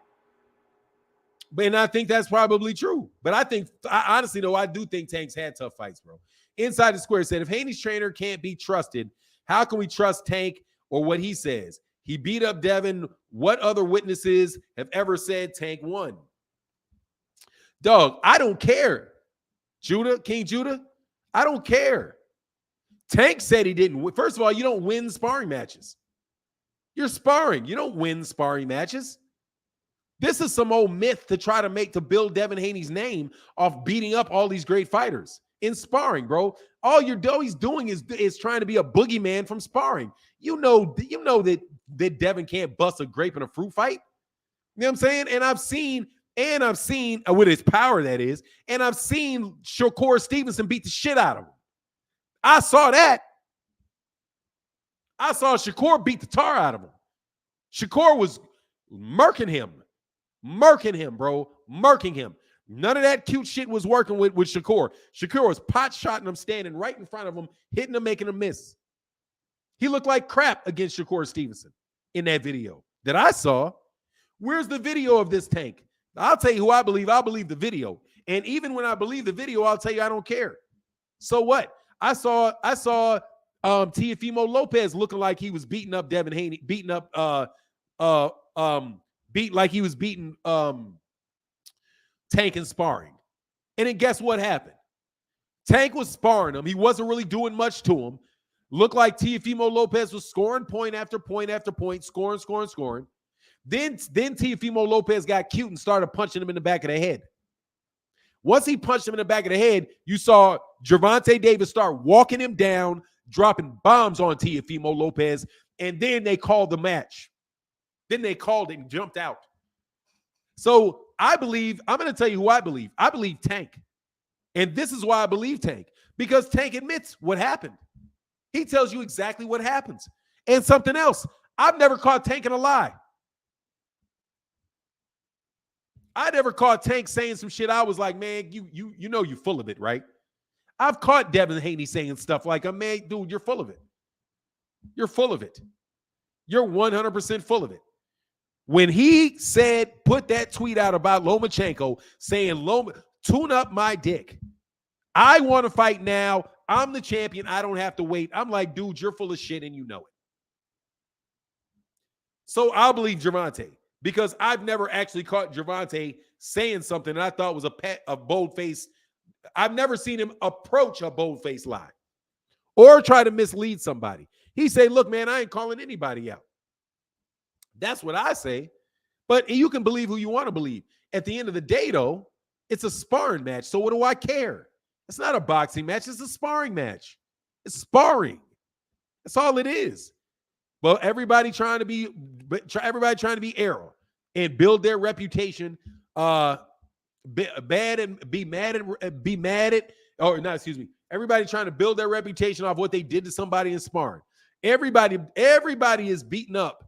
Everybody's beating up Gervonta Davis in sparring. Everybody putting out sparring tapes about how they dominate. Man, I don't care about that stuff, man. When the fight happens, we'll see who wins with 8-ounce gloves. You know what I'm saying?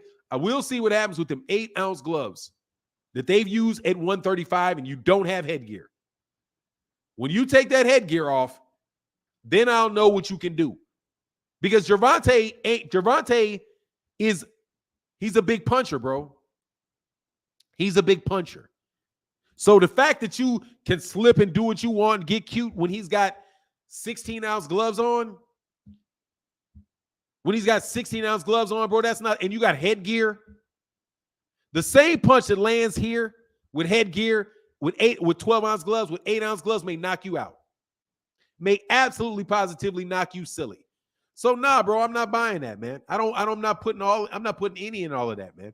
Almighty Zoe, we're gonna get on the panel in a second, though. Almighty Zoe said, who is Tank gonna fight next? If not Ryan or Devin? I have no idea. Shakur, Ryan, or Devin? I don't know. I have a suspicion it'll be a rematch with Isaac Cruz. That's my suspicion. Much love in that super chat, bro. Jeff Campbell said, Haney walked down and stopped Canelo easy. Oh, ask him. Ask him. Ask him, Jeff Campbell. Ask him. And they'll say yes. He said, Why do we have to take Haney word when he claimed he could fight Tank next, knowing he can't fight anybody at 135 but Kambosos or a top-ranked fighter? His dad admitted it, and Bob said it 4 or 5 times. I don't know why, because Devin, whatever Devin says is true. No matter how obviously false it is. No matter how obviously false it is. You know what I mean? Like, no joke, bro. Y'all are like Jesse Smollett fans. Y'all are like Jesse Smollett fans. You know, ain't nobody in downtown Chicago at 2 o'clock in the morning when it's 15 below zero gonna go out there and throw water at you and put a MAGA hat on you and rope. You are lying. You are lying. You are lying. First of all, you ain't even walking outside in downtown Chicago in minus 15-degree weather. The water, if they were carrying it, would have froze if they were outside. Ain't nobody down there supporting Donald Trump anyway. That's a Democratic town, all up and down. Ain't no real Republican base in that city at all. And how in the world are they going to know who the hell you are or watch Empire? Okay, you're a liar, Jesse Smollett. Oh, no, justice for Juicy. Like Dave Chappelle said, justice for Juicy. Justice for Juicy.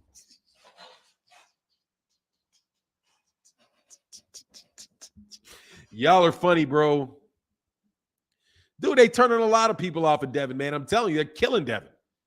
They're killing Devin, man. I'm telling you, they're killing Devin. That shit is not floating. Y'all think that shit's floating. It's not floating. Bill Caney knows the cash cow Tank not coming to ESPN to fight anyway. Yeah, exactly. And all you got to do is sign with us. We'll get the money. That was something else, too. Oh, yeah. And plus, don't worry about the money. We got the money. Hold on. You got the money? Yeah, don't worry about the money and how, don't worry about A side, B side, and all that money. Don't worry, man. We got people that got the money. You got people that got the money. You got people that got the money. We got people that got the money. We don't need your people. We don't need you for money. We don't need. Why would Gervonta Davis need to fight on a Devin Haney? Man, y'all, this shit was so ludicrous. I'm done. We're gonna get to the panel. Mike Kirkland, much love in that super chat, bro. It's so ridiculous, bro. It's so ridiculous, bro.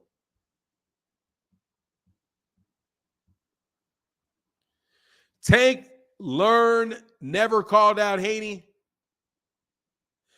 Oh, Tank did call out Haney. Yeah, he did. He absolutely did, bro. Hey, Rise Podcast, they didn't pay him. They didn't pay him. Sean M said, Loma is work for Haney. Facts. Friendly public wager. Hey, man, I'm not betting on it, but I'm telling you, yeah, that's hard work, bro. You kidding me? Dude, Lomachenko ain't no joke, man. Shakur said he dominated Lomachenko in sparring. That's not what he said, bro. That's not. He didn't say he dominated him. He said he put in good work. He didn't say he dominated Lomachenko in sparring. No, he didn't.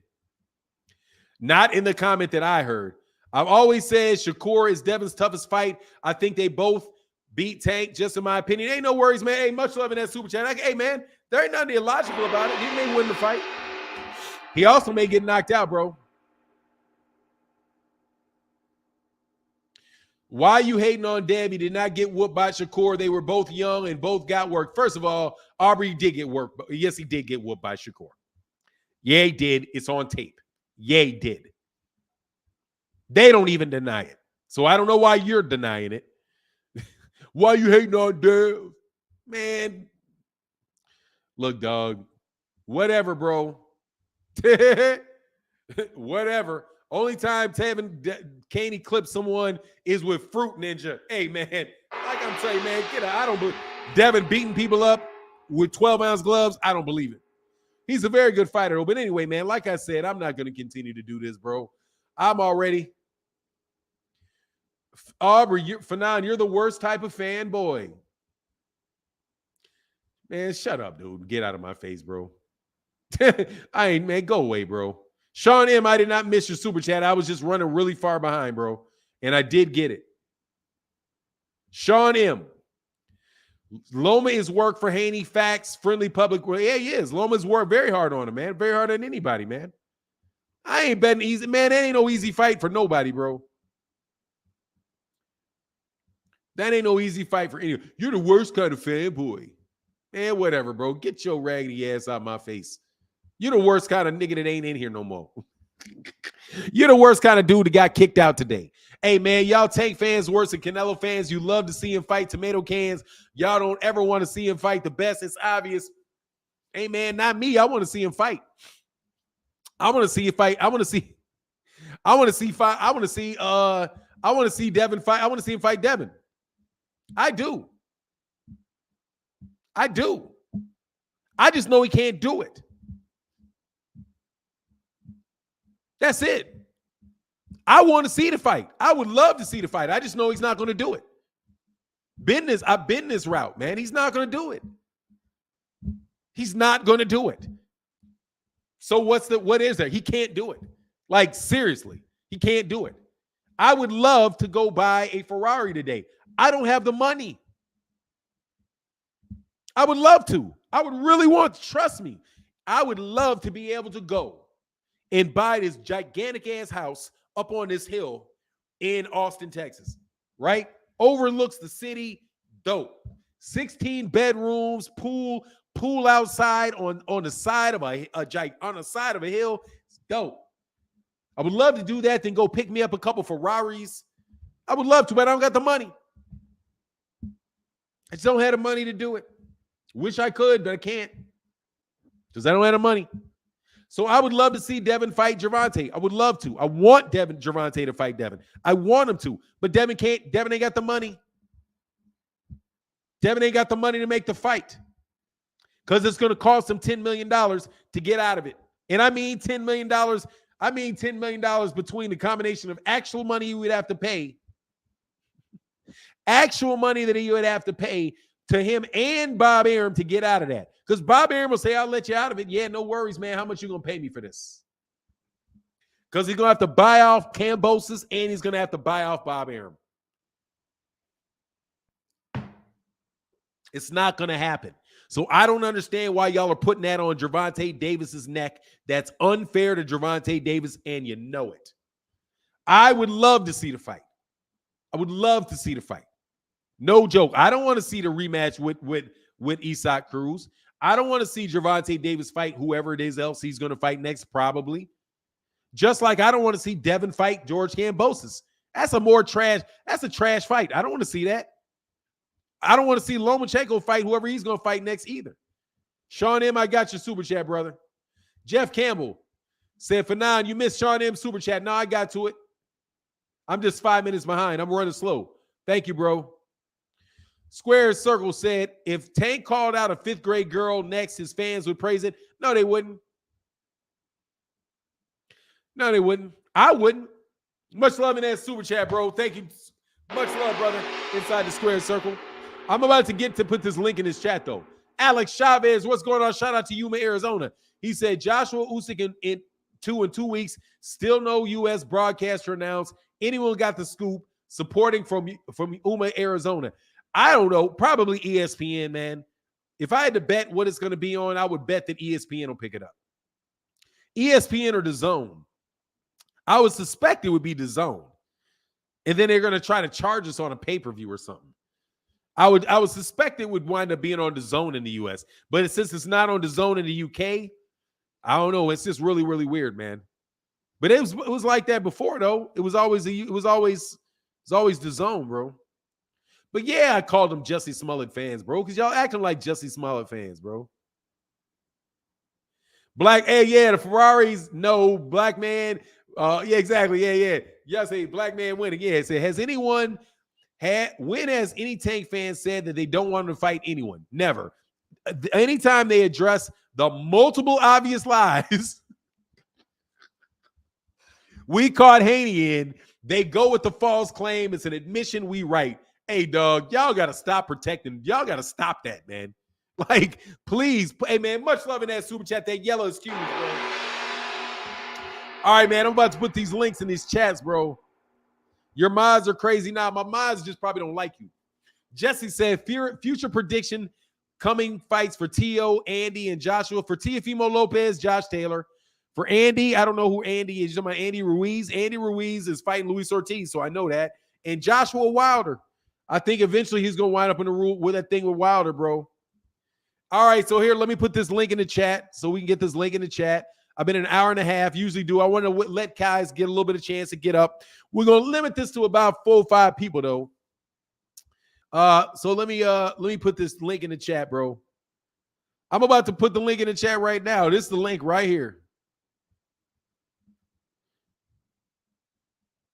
I just love beating up on Haney fans, bro. Y'all are the easiest content that there is, bro. Y'all are the easiest content that there is. The easiest content that there is. Devin, they be telling they do not tell the truth. And when they tell things that are not the truth and you support them, you always come up looking crazy. No joke. Devin cannot fight Gervonta next. That's just a fact. Can we all agree that he cannot fight him? The only person who is protecting Tank is Floyd and his fans. He's a bubble boy. No, he's not. The rest of those dudes over there in the bubble, bro. See, that's where I disagree. That's where I disagree heavily. They're in the bubble. They're in the this dude here with all hail Lord Haney. Hold on 1 second, Terry. You wild boy. Look, man. The only person that is the only people in a bubble are those other lightweights. Tank is out in front of everybody and everybody's watching them fight, bro. DAZN was the bubble, bro. That's the problem. ESPN is the bubble, not Tank. Tank literally, everybody watches Tank. Y'all the ones sitting out there where ain't nobody know you. All right? That's just what it is. What's going on, Terry Schmoot in the building, brother? Yes, sir. Good morning, Fanon. Can you hear me properly? Oh, I hear you properly, brother. Okay. Yes, sir. Yes, sir. Good morning to everybody in the chat. Good morning to you, Fanon. Let's get talking on boxing. I see that you're going in already on my boy Dev. Like, come on now, Fanon. We got to stop with this. It's starting to become like an anti-Dev channel. Like, he's just in a bad position. You've admitted it. He's in a slave contract. You know, he's chasing greatness, chasing history, doing it for history and legacy. So he's achieved that. He just got to ride out the deal. And you know what he's in for. So, I mean, shut up. I just don't know. Watch this. Then shut up and ride out the deal. Shut up and ride out the deal. See, I like how you got right to the fact. Shut up and ride out the deal. That's all I'm saying. Shut up and ride out the deal. You got to ride out a deal. So ride your ass out that deal. Stop talking about other people while you riding out the deal. You got to ride out the deal. You out here taking shots at other cats, basically acting like they're duck artists and they lying and they cap, and you can't even fight them and you know it. So what you doing? Ride out the deal. Be quiet. Let me get these 2 things. Y'all, I'm trying to tell you, man, I am not and by the way, I'm not the anti-Devin Haney channel at all. I will tell you this, though. I ain't living, man. Y'all ain't just going to be saying anything to me and I'm just going to ride with it because that's bullshit and you know it.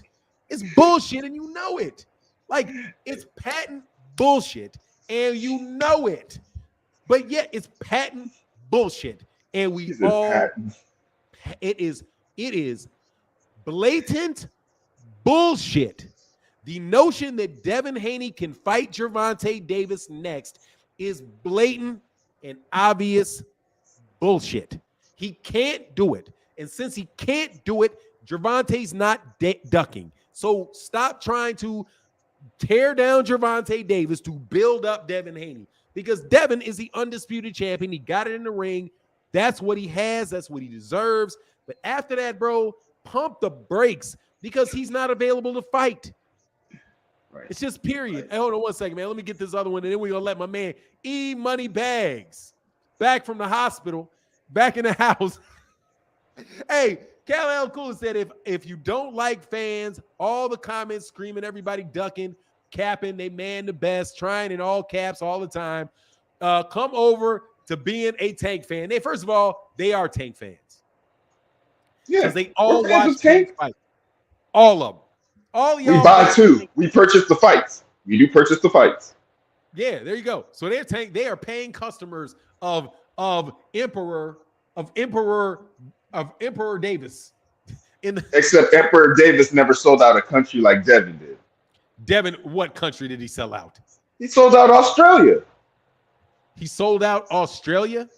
Yeah, you know that big. Guess what? Then by that standard, Gervonta sold out the United States. Oh God! Come on, Fanon. He sold out the United States. Oh, what's going on, you money bags? What up? Good morning, you money. Good morning, sir. He sold out the United States. Oh, come on. United States is bigger than Australia. He sold out the United States like 6 times. He had how many people? 42,000, 50,000, 72,000 in that stadium plus all. Man, he sold the country. First of all, he had them. You gotta get out to George, man. He had them. They wouldn't even let his daddy in the country. What are you talking about? They wouldn't even let his camp in. They're like, nigga, who are you? That's what they frisked that nigga on the way in. They patted that nigga. They put them niggas against a wall and patted their ass down, even to get in the country. Like, these strips in here. They checked his ass on the way in and out. About to do his ass like Brittany Griner, bro. They did that nigga like Brittany Griner. Wouldn't even let him in the country. How the hell are you gonna say he sold out the country when they wouldn't even let him in? Devin was out there by himself, nigga, sleeping in a popsicle sand. He had Joel Judah out there. He had Joel. Come on, he had Joel. Yo, Zab's dad gave Dev a big hug, but I knew he was upset. You messed my check up with your ass showing up. Hey, hold on, man. Let me get this. Hey, say Calvin, Coach Calvin said to handle their biz. Then Bill came on your channel again, and they admitted they can't fight Tank.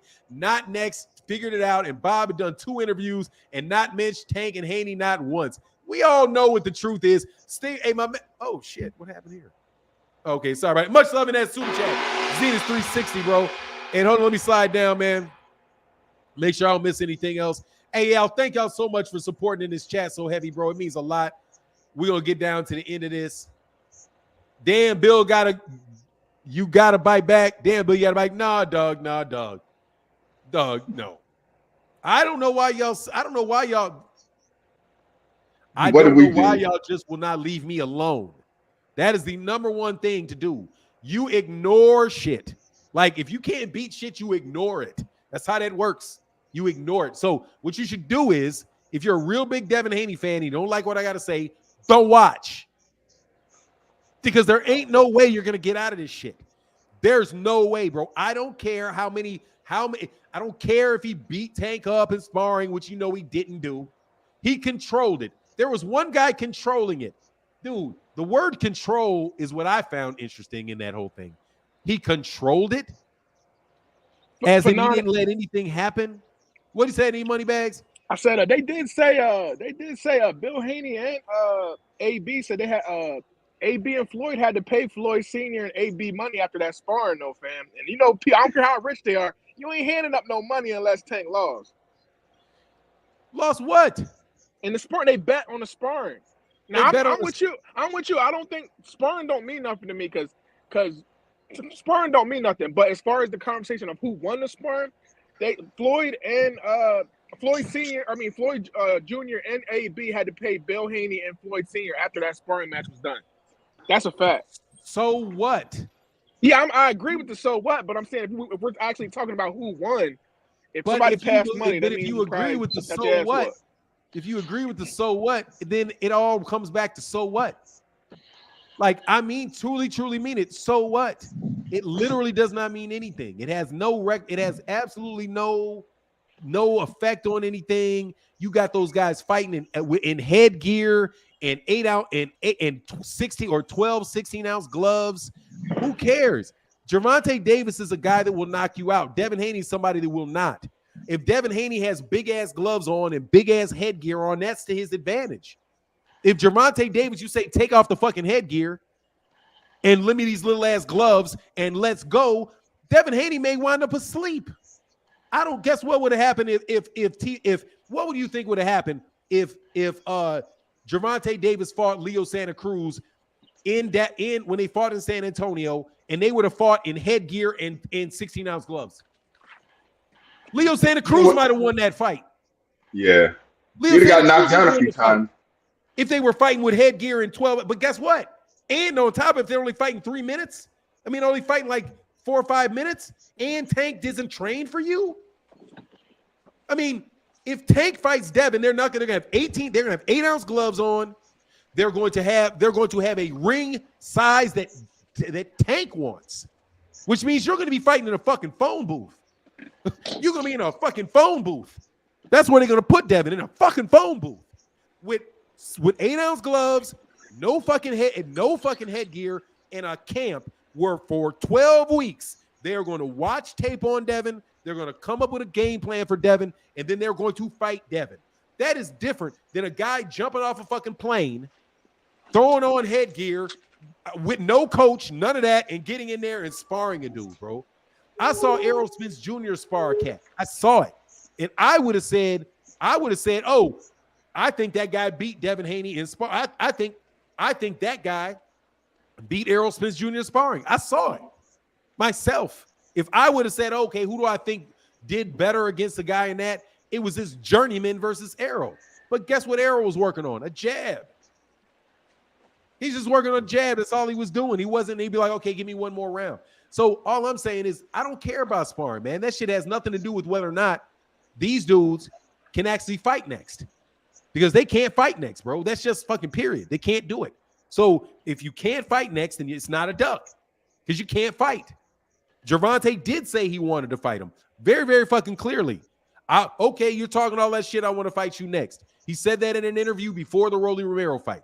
Clearly said that. Any money bags, you came in twice, bro. I think one of his profiles might have froze up, so he might have to, he might have to. All right, there you go. There he is. So that's why I say I couldn't care less. Wasn't it, dog? I couldn't care less. Like, honestly, for me, I could care less about some sparring that took place. I don't care. It's sparring. So what? Still doesn't mean that Devin Haney can take this fight. He can't take the fight. So what does that equate to? He could have knocked him out in sparring. So what does that mean? He still can't take this fight. Anyway, go on ahead, man, y'all. I don't mean to dominate the conversation. What's going on to my man King Judah in the building? Man, what's going on, Fanon? Oh, this King Judah. What up, King Judah? What's up, man? How you doing? Y'all can hear me all right? It look like I'm lagging. No, hell No, no. you good. You got You the good. big bass You good. voice booming through the speakers. We hear you, man. We see you. We hear you. Hey, real quick, Kid the Great said, hit him with another haymaker, Schmoot. Go ahead, bro. Nah, but look, the only thing I got to say about that is, like I said, I go back and forth with you a lot, in the chat, man, just having fun. But seriously, man, the thing is, it's like when you're talking to Tank fans, it's like they literally believe in their mind that there's no way in hell that Devin Haney can beat Tank Davis, and that's not true. That's my only problem. You can say who you think gonna win, but it's the blatant disrespect. Like, you talk to a Tank fan, and it's like they believe that it's no way possible for Haney to even win that fight, and that's not true. That's simply not true. You talking about two of the best fighters at 135. You talking about two of the best fighters in boxing, in my opinion. I'm talking about in all of boxing. Tank Davis and Devin Haney are two of the best fighters in all of boxing. And the fact that they so young, that says a lot too. They disrespecting one of the best fighters in boxing. Oh, I agree with that. Devin can definitely win the fight. I'm not on that at all. Yeah, that's all I'm saying. I want to see the fight. I want to see it, man. Like, I don't hate Gervonta Tank Davis at all. It's not a hate or a dislike. I think he's good. You know what I mean? And like I said, as far as when I bring up the fact that he's not having these big fights or the fights that I think big fights, I don't even think that's his fault either. Because I think that Tank have a personality that if you want to fight him, I don't think Tank is scared of nobody. With his skill, his aggressiveness, and his power, I don't think he fears any man. You know what I mean? I think it's Floyd that's holding up these big fights. And I'm just ready to see Tank fight Haney, and I believe it can be possible after Haney gets past this contractual obligation he has. But Judah, Devin puts that on himself. What you mean? All the extra attention and the energy that people give him, because he makes suggestions or says things that he know at the time is not possible. So that's like that's bad business. Like, you're talking about fights you know you can't make at this particular time. But why is Haney the only one that needs to be held accountable for that when you have people like Ryan Garcia? You have a multitude of fighters doing the same thing, and a lot of them use I got an names. easy answer for that. Ryan might call a lot of people out, but Ryan don't ever say, other than the Cruz, he's not out here saying everybody's ducking him. Devin always says, I'm the boogeyman, everybody's ducking me. But you're actually calling guys out in a fight you know you can't have for at least 2 more fights. Which is in 2 fights is essentially a year. From what I've seen at 135, he is the boogeyman. He got ducked 3 times in a row in front of the whole world. Who's the 3 ducks? Money back. Teofimo Lopez and George Kambosos attempted to duck him and was ultimately forced to fight him. You can't. Money bags and King Judah. Give me 1 second, real quick. We got a super chat right here. Stand on your square, King Judah and Terry Schmoot. Hey, but let me answer that straight out. Ryan, there can be 2 bullshit people on the planet at the same time. Ryan Garcia is probably full of shit because he ain't gonna get that fight because Oscar De La Hoya ain't gonna make it. But that doesn't mitigate at all what Haney's camp is doing, which is pretty much framing people for ducks. Like, Ryan Garcia is not claiming that people are ducking him, right? That's a different issue than him saying he's trying to call for fights that don't get made. Because pretty much the only person, Teofimo Lopez, I mean, he's never actually even accused him of being a duck. He's just talking about fights that he very well may not want, right? But at the same time, Devin will say, "Look, man, Ryan Garcia always calling out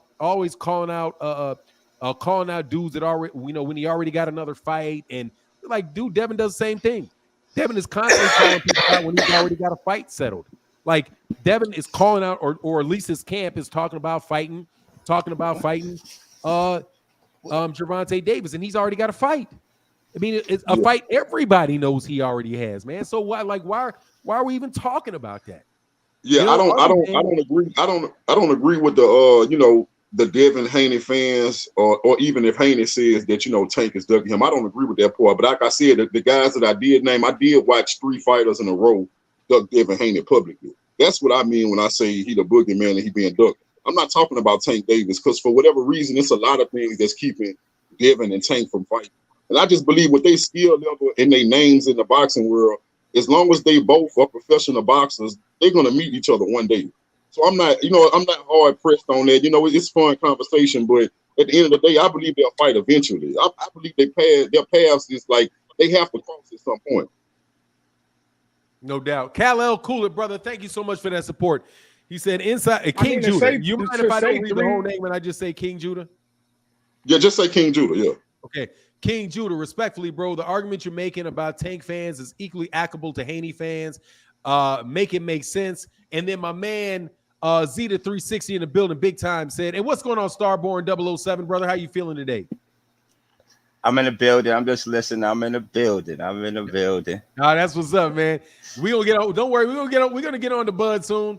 So mad at Tank fans for being confident their guy will win, but not mad at Haney fans that Haney fans lied about Tank could be next and ducking. Not mad Devin saying he can fill in for Rolly when he was signed to fight JoJo. Like that right there, dude. Like that is the shit that kills me.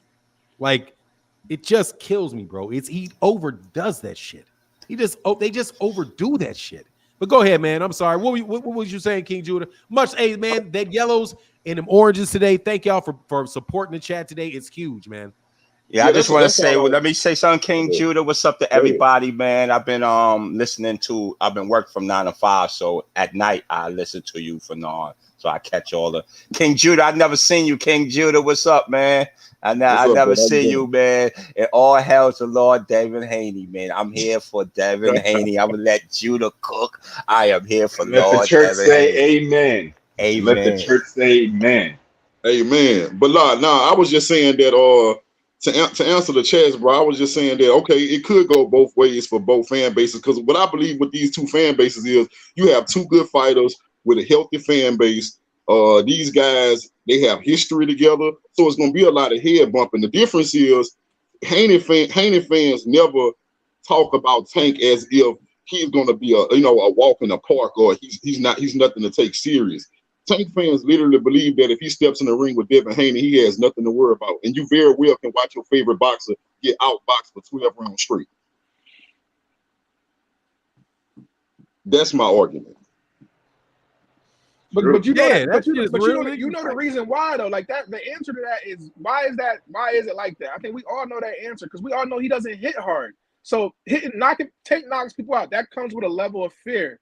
Skills is to be respected. Hold on. Bro. Skills is to be respected. Skills is to be respected by true boxing fans like us, no doubt about it. But what you're talking about is for a multitude of casual fans, and the casual fans are going to flock to the knockout. So if you're hearing a lot of casual fans talk, they're not going to think that Devin's a big factor for Tank because they don't see Devin hit nobody hard.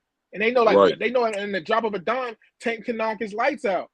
You know what I mean? So that's to be expected. Devin's a great fighter. He has a lot of skills, but he hasn't been tested that much, and he doesn't hit hard. And if people don't really know boxing, they're going to think Tank's going to walk through that jab and land a big shot.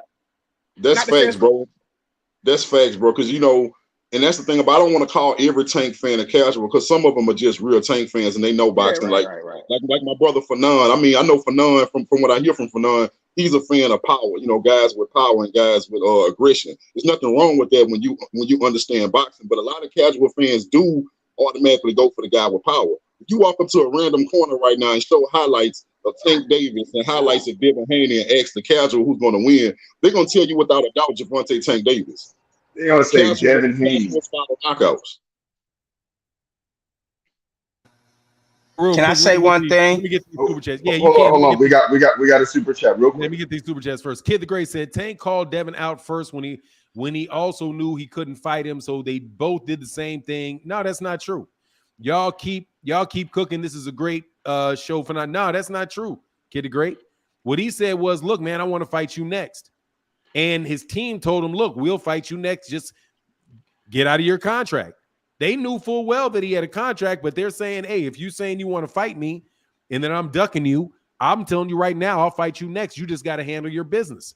He didn't say, oh, fight me next, not knowing and saying, oh, you can fight me next. If you don't make it, you're ducking me. They didn't say it.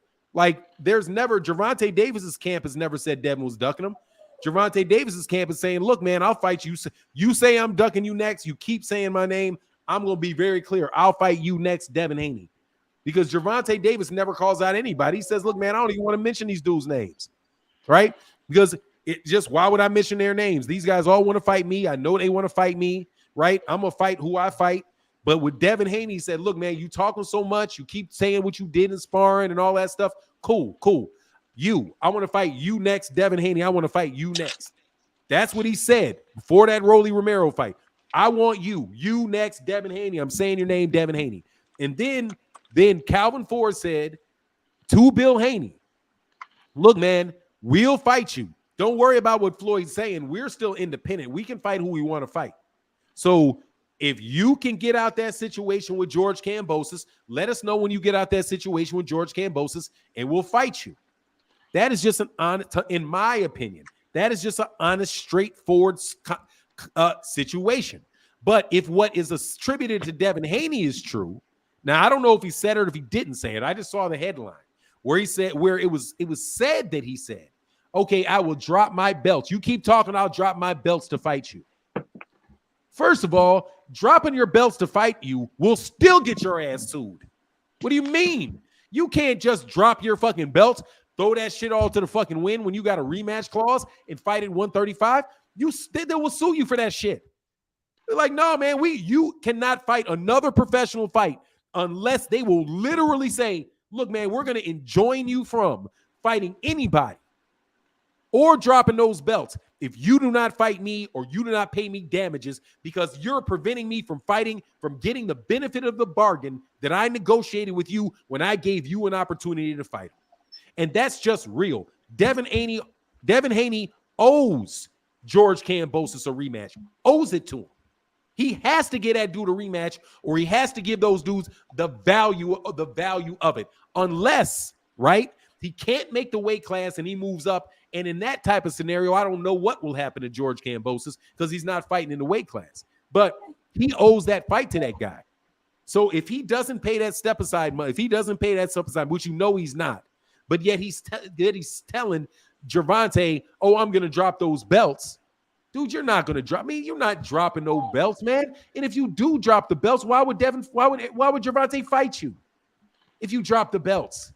I mean, it's just, even saying that, you know he's not going to do it, right? You know he's not going to do it. So he compounds it from saying something he can't do to something you damn well know he won't do. Because then Gervonta said, or at least the Rise podcast and those guys said, okay. And Calvin Ford, who's the trainer, said, okay, drop your belts. Cool. Drop them. We'll be waiting on the fight. Drop them. However you get out of that negotiation, get out of that negotiation. Did he get out of that negotiation? No. And then you have Vasily, and I'm going to say this till I'm blue in the fucking face. Then Vasily Lomachenko, Bob Arum comes out and says something that he's been saying already been saying the whole time. This is nothing new. Devin Haney will fight George Kambosos October 15th in Sydney, Australia. After that, he will fight Vasily Lomachenko if he wins that fight. That's something we knew was going to take place when he originally signed the contract, right? Everybody knows that. But what does Devin do on Twitter? Devin comes out and says, what did he say? Tune up my dick. I want to fight Vasily Lomachenko right now. I don't want to wait. I'm the champion. Fight me now. Acting as if Lomachenko is off taking a tune-up fight instead of fighting him, which is basically accusing the man of ducking him. But yet we know Usyk ain't taking no tune-up fight. Usyk ain't taking no tune-up fight. Look, Lomachenko is going to take a fight. This is what Bob Arum is saying. I don't know if it's going to pan out or not, but Bob Arum is trying to get Lomachenko to fight in October. That's the same month Devin Haney is fighting. I just got one thing to say, bro. I see. I guess now I get a better picture of what people don't like about Devin Haney. Y'all don't like the stuff. Some of the stuff you say, it don't add up. But I do believe this. Is what I believe, man. I believe that a lot of the stuff that the Haney camp says is because they do have to talk themselves into the limelight. They don't have all eyes on them like Tank does. So a lot of it, they do have to do promotion, and sometimes they have to say controversial things. But if you look at it up to this point, it's been working. But why do you think they did that, though? Do you know why they did that? Because they took all that money from DAZN, which was a smart financial move, but it came with some flaws of that. A lot of people didn't have DAZN, ain't using DAZN, ain't watching DAZN. Canelo just bombed on DAZN. So a lot of people didn't know him. So like Fanon and everybody's saying, so to get your name out there, you got to clout chase a little bit and call people ducks and say, like, it's hard to, like, say if the roles was reversed, say if Tank was on DAZN, but he's a knockout artist. So if he's saying, yo, he's ducking me, you can see why, I can see why they might duck that boy, because he's putting people to sleep. If a regular fan is on Facebook and sees that Santa Cruz knockout, he's like, I would duck that boy too. But when you see a guy that's going to hit you with 60 jabs every round for 12 rounds, like, who's really ducking you, bro? Like, not to say that people don't want to lose their L. Hey, let me read these. Let me get these super chats real quick. Zenith 360 says, it's not both ways. Tank fans not framing people. That's my whole issue. I don't like the fucking framing of people. And they don't even do a good job of it. I'm going to maintain that. Fernand, go get those other ones. Let me run through these super chats. I'm going to do it quickly, I promise. But I'm just making that comment to Zenith 360. That's what's bugging me. It is the tearing down of other fighters when they're not doing anything wrong, bro. And I would say that shit no matter. Rise podcast in the building. What's going on, Rise? I would say that shit about anybody. Zenith 360 said Tank is not bringing down other black fighters. Exactly. Or any other fighters. Breezy said, Breezy 5466 said, Cam fought him. You can't call you can't call it a duck contribution. Exactly. Like Kambosos was ducking him, bro. We never ducked him. He fought him. It's just amazing to me. Hold on, let me because I gotta run through these, bro, real quick, man. Just give me a little patient. Tevin Smith said Tank would fight Devin, but Floyd and Leonard ain't willing to cut into their piece of the pie to pay any other big name fighter for their division. Tank's not a big name. I mean, excuse me, Devin's not a big name. That right there is a fallacy. He is not a big name fighter, bro. And that's just real. We're talking about Devin Haney. Devin Haney is not a big name fighter. There's nothing to prove, no numbers out there to support the notion that he is a big name fighter. None. He did not, and all that dumb shit that people keep mentioning about how he sold out Australia is just when somebody says he sold out Australia, I immediately say, dude, I can't respect you at all, because that is like saying Errol Spence Jr. went over there to the UK and he sold out the O2 Arena. No, he did not. They came to see Kell Brook beat him. Those people came there to see George. What's a big name fighter? What you mean he's not a big name fighter? Let me get here. Let me hold on a second. Anthony Forbes said Tank should win easy, but Haney's extremely talented. But Tank has the power and speed advantage. He would also say ring IQ. No disrespect to Haney. Can't talk that much, plus be that talented and not hurt lesser opportunity, less ops. I got you, Star 007. I'm gonna answer that question. Kid the Great said, okay, Fernand, I see what you're saying, but what should Devin have said when he called out Tank? He never said duck, but both called each other out. He should be like, I'll fight him when I'm available to fight, I'll fight you. He should say the truth. When I'm available to fight you, I'll fight you. Just like Errol Spence Jr. got all that sweat for saying, dude, I'm going to fight these three guys, then I'm going to fight you, Terence, at the end of this. This is what I'm going to do. And then he went about doing it, and he did it. Now, as far as Star 007, who do I think is a big star? Guys that have sold out arenas, guys that have successfully sold out arenas as a headliner, and somebody that has that where that they have big gates, sold out arenas, and have done big numbers at the least. Done big numbers on ESPN, right? Big numbers on ESPN, if it's regular ESPN, right? Did big numbers on ESPN, or they've done on their own, right? But not even that. I wouldn't even say that. Fuck that, because that doesn't mean anything. Or they have sold out, or they've done big pay-per-views that have made a lot of money.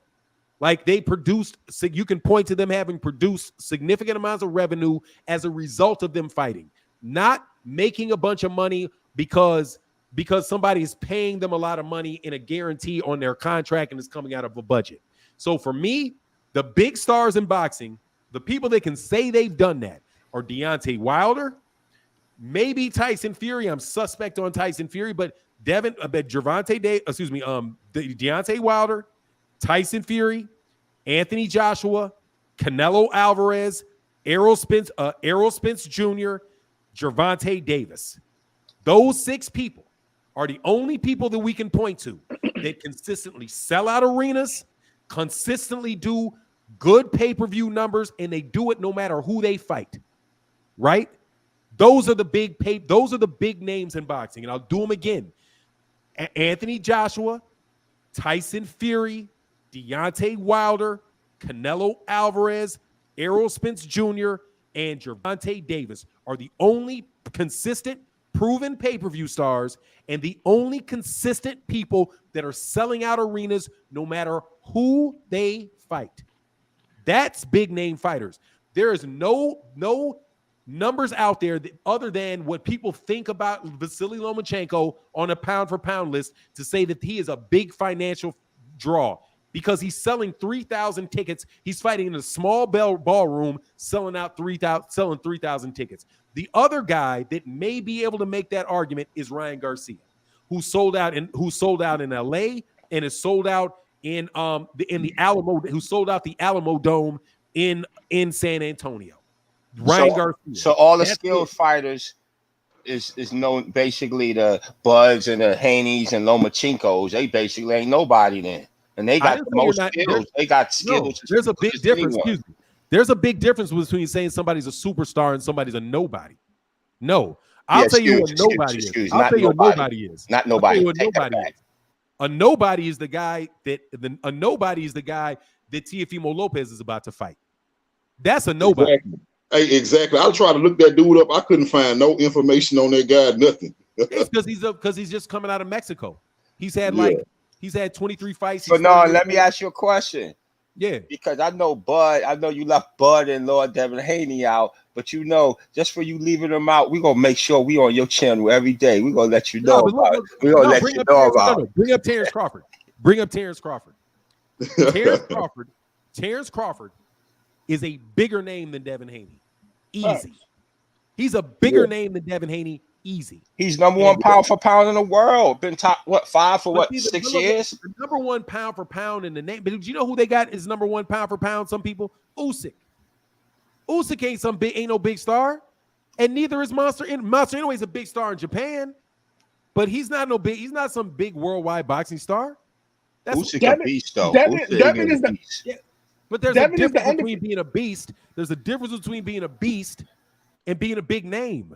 Being a beast ain't a big name. Those are two different things. Like, for example, Adrian Bronner ain't a beast. Adrian Bronner's a way bigger name than Devin Haney is. But he ain't a beast. Devin from Oakland and never fought there. That's all you need to know. How are you not sold out in your hometown?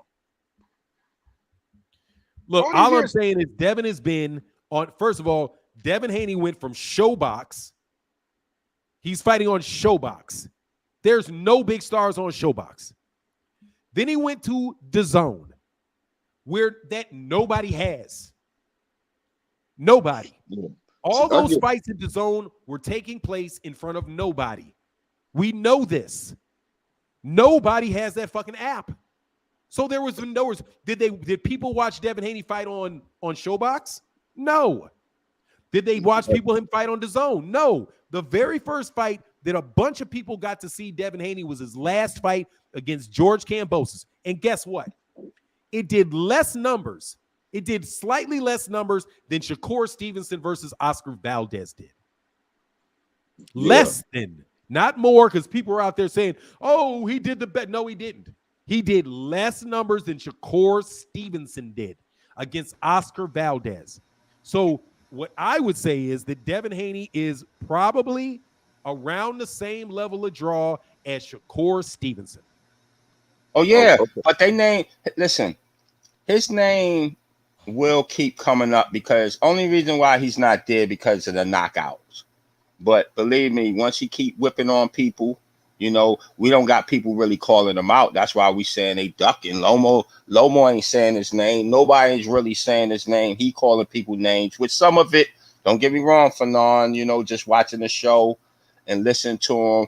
At first, I thought, I'm still with Haney. At first, I thought, well, Haney, Haney's right. Then I listened. I was like, yeah, Haney do got a little bit to him. I can't take that from him. But it seems like the kid want to fight.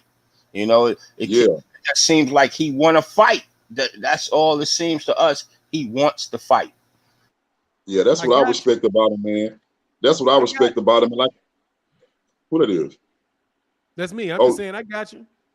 I was saying, that's what I like most about Devin Haney is that I can tell that when he says he wants these big fights, he's not bluffing. I can tell that, if he had the opportunity, he would. As far as him calling people out when he already contractually obligated, I'm telling you, man, that goes back to the fact that Haney knows that he has to talk and he has to be controversial. He has to be controversial to keep his name up there because, like you said, about him not having the knockouts, and he don't have the big names under his belt either, he has to find a way to stay in the limelight. But my thing is, I don't think that's such a bad thing because at the end of the day, his claim to fame is not selling out arenas. That's why I get lost when people argue about that, about how somebody might say, oh, Devin is I don't believe Devin a big name, but that's not his claim to fame. Because like the brother said, he started off on DAZN. They messed that up from jump when they went to DAZN. So his claim to fame won't be selling out arenas. Devin Haney needs to fight big names, and that's what he's trying to do. I respect him because he knows what situation he's in, and he's trying to make the most of it. No, he don't know what situation he's in. Because like you just look, you're a Haney fan. You just admitted that he's not a big name. Do you think Haney would admit that he's not a big name? No, he wouldn't do that publicly. He can't. Okay, but I'm asking you, do you think but in terms of negotiation, he's going to talk to Tank like I'm the undisputed champ and I'm also a big name. You're a big fan. You just admitted that he's not a big name. Hold on. I don't think so. But he does these things. He can't move the needle, which means you can't control how you make the fight. You know what I mean? So there's no point of calling somebody out, A, when you can't make the fight, and B, you're the B side. So it's on Tank. So you know what you got to do to be available. Now, if say for example, Tank was man, y'all love Tank, man. Y'all love some Tank. Hold on. God, we're talking about Tank and Haney. Y'all love Haney. You know what I'm saying? But Bro, we love them both, man. Let's stop. Like, come on, man. No, but hold on. But listen, you brought up Kambosos. I was trying to get in when y'all, because Fanon jumped back in. When you brought up the Kambosos fight, you said he was trying to duck him. That right there in a nutshell shows who Haney is. Because when he was negotiating with Kambosos, he's like, we can fight for undisputed. He doesn't want to fight for undisputed. He's scared to fight me. Undisputed is supposed to mean everything. But he just came out and said he would drop the belts to fight Tank. So he made the world think that since you don't want to fight me for undisputed, you're scared to fight me. But for Tank, I'll drop the belts. It was the fact that he was going to get more money. Kambosos was going to get more money signing with Top Rank and fighting Loma than fighting Haney, because Bob Arum does not want to lose all 4 of those belts. That's one of the reasons why Bob is praying that Loma or Shakur come up and beat Devin before Devin walks away. Bob Arum let me get these super chats real quick, bro. In the break, finish what you're going to say, but in that break. No, go ahead, fam. Go ahead. All right, my man Xena 360 said calling people he can't fight is bluffing. Yeah, I'll wait till hey, I'm gonna trust me, Xena 360. I'm gonna get to that too. I'm gonna get to that. And Jay Bird 904, brother, thank you so much for that yellow in the chat, bro. Thank you for that support. And Xena 360, bro, you support all the time. Thank y'all for sponsoring this great discussion that we're having today. Anthony Forbes said Boots is a beast, but he's not a big name yet, but he's coming. Haney need to prove that people don't belong in there with him. Stevenson ain't knocking everybody out, but he lets lesser opponents know, without a doubt, bro. It's just, look, man. And hold on, let me see. Is that it? Hold on. Then I think, let me move this to, yeah, Boots is like the perfect example of that for me. But anyway, go ahead. Yeah, I think King Judah was going to say something in response to that. Yeah, man. I'm just saying that a lot, like, I keep hearing that you guys are bothered by, you know, he calling him a bluff because he's saying he want to fight a guy that he can't. To me personally, this is just me personally, I would hold somebody more established accountable to that. Like maybe like I'm gonna use like a Terence Crawford or Errol Spence. If they were doing that, I would hold them more accountable than somebody like Devin, because when you at the level Devin is, you trying to build your name up to that level. These dudes are selling controversy. Like, I don't know if y'all paying attention to that now, but if you don't have somebody behind you like a Floyd Mayweather, or you're not getting these highlight knockouts and you have the casual fans clamoring over you, you have to sell controversy. Because obviously nothing else works in this day and age, because Devin Haney, undisputed lightweight champion of the world. That's not enough to make him a big name. So outside of that, he has to sell controversy to keep his name relevant until he can actually secure the fights with these big fighters to put his name out there. It's like, man, I don't understand why, I don't understand the anger behind it. Like, far as, because everybody, I ain't gonna say everybody does it, but if I was a fighter, I would do it. I'm telling you right now, King Judah would do the same thing. If my name isn't big as yours, I would see a controversy to get you in the ring with me. King Judah, what is that called, though? Give me the definition of what that's called. Don't answer it, Judah. Hey, look, he trying to set me up. But nah. No, answer the question. Nah. Ain't no setup. I'll go straight. Nah, it's multiple names. It's multiple names for it. It's clout chasing. It's clout chasing. We gotta say it. It's clout. Hold on, man. Hey, stop. I gotta put on cats on mute. Hey, man, let's not talk over each other. Like when somebody makes a break. Who's that got a double echo? Can you guys turn off your mic? Like, I'm not sure what it is. Hello? Is that it? Yeah, that's you, King Judy. Like, you're playing it in the background. You must be listening in the background or something. Anyway. Okay, so let's do this. Let's try not to talk over each other, right? And I just move it from person to person. But so I know what E-Money Bags is saying. Look, this dude, my thing is this. I don't have any problem, King Judah, with Devin Haney doing it, because I know what he's doing. It's very, very obvious what he's doing. It's clear. And that is what promoters do. So I don't have a problem with him doing it. My problem has never been with Devin Haney himself or with Bill Haney himself. They can do what they want to do. And it doesn't have anything to do with me, Starborn 007, about who I think is going to win the fight, because I'm being very honest. I don't know who wins that fight. However, I do, just like to my man Xena 360, they're framing people for being a duck. They're making people look like they're doing things that they know damn well those people are not doing. And that's just being dishonest. And if people want to, if they have to be dishonest in order to grow and do the things that they're doing, so be it. But if you come to my chat and I'm talking to you, I'm just going to tell you he's being dishonest. He is not seriously trying to fight Gervonta Davis. So he's saying that he wants to fight Gervonta Davis, but he can't fight Gervonta Davis. He's being dishonest. The fault doesn't fall on Gervonta for not doing something that Gervonta couldn't do anyway. They're framing him to be a duck. Same thing they did with Gary Russell Jr. They framed Gary Russell Jr. to look like a duck, create a lot of controversy so that they could sell the fight with Yuriokas Gamboa. And they've done this. They do this every time they have a fight. He had a fight with Jojo Diaz, already scheduled. Then Rolly Romero drops out, and then all of a sudden, Devin makes himself available to fight Jojo Diaz, to fight Tank instead of Jojo Diaz, when he already had a fight scheduled. He had a fight scheduled with Yuriokas Gamboa. He had a fight scheduled with Jojo Diaz. He has a fight scheduled with Kambosos. But every time he finds a way to call somebody a duck for not fighting him, even though he already has a fight. It's not called Marlon, it's called lying. If you can apply pressure by lying, you're lying. If that's what you mean, Marlon, by saying, oh, that's called applying pressure, if you want to call it, but it's called applying pressure by being dishonest. Not everybody does that. Gervonta Davis doesn't do that. Errol Spence Jr. doesn't do that. I don't know. Deontay Wilder never did that. I've never heard Deontay Wilder have a scheduled fight, but then start calling somebody else out and starting a contractual negotiation that they know fully well cannot come to conclusion. And then saying that the reason that they're taking the fight that was already scheduled was because this guy flaked and didn't sign the contract. That's what they've done on they tried to do on 3 separate occasions. I already have a fight scheduled.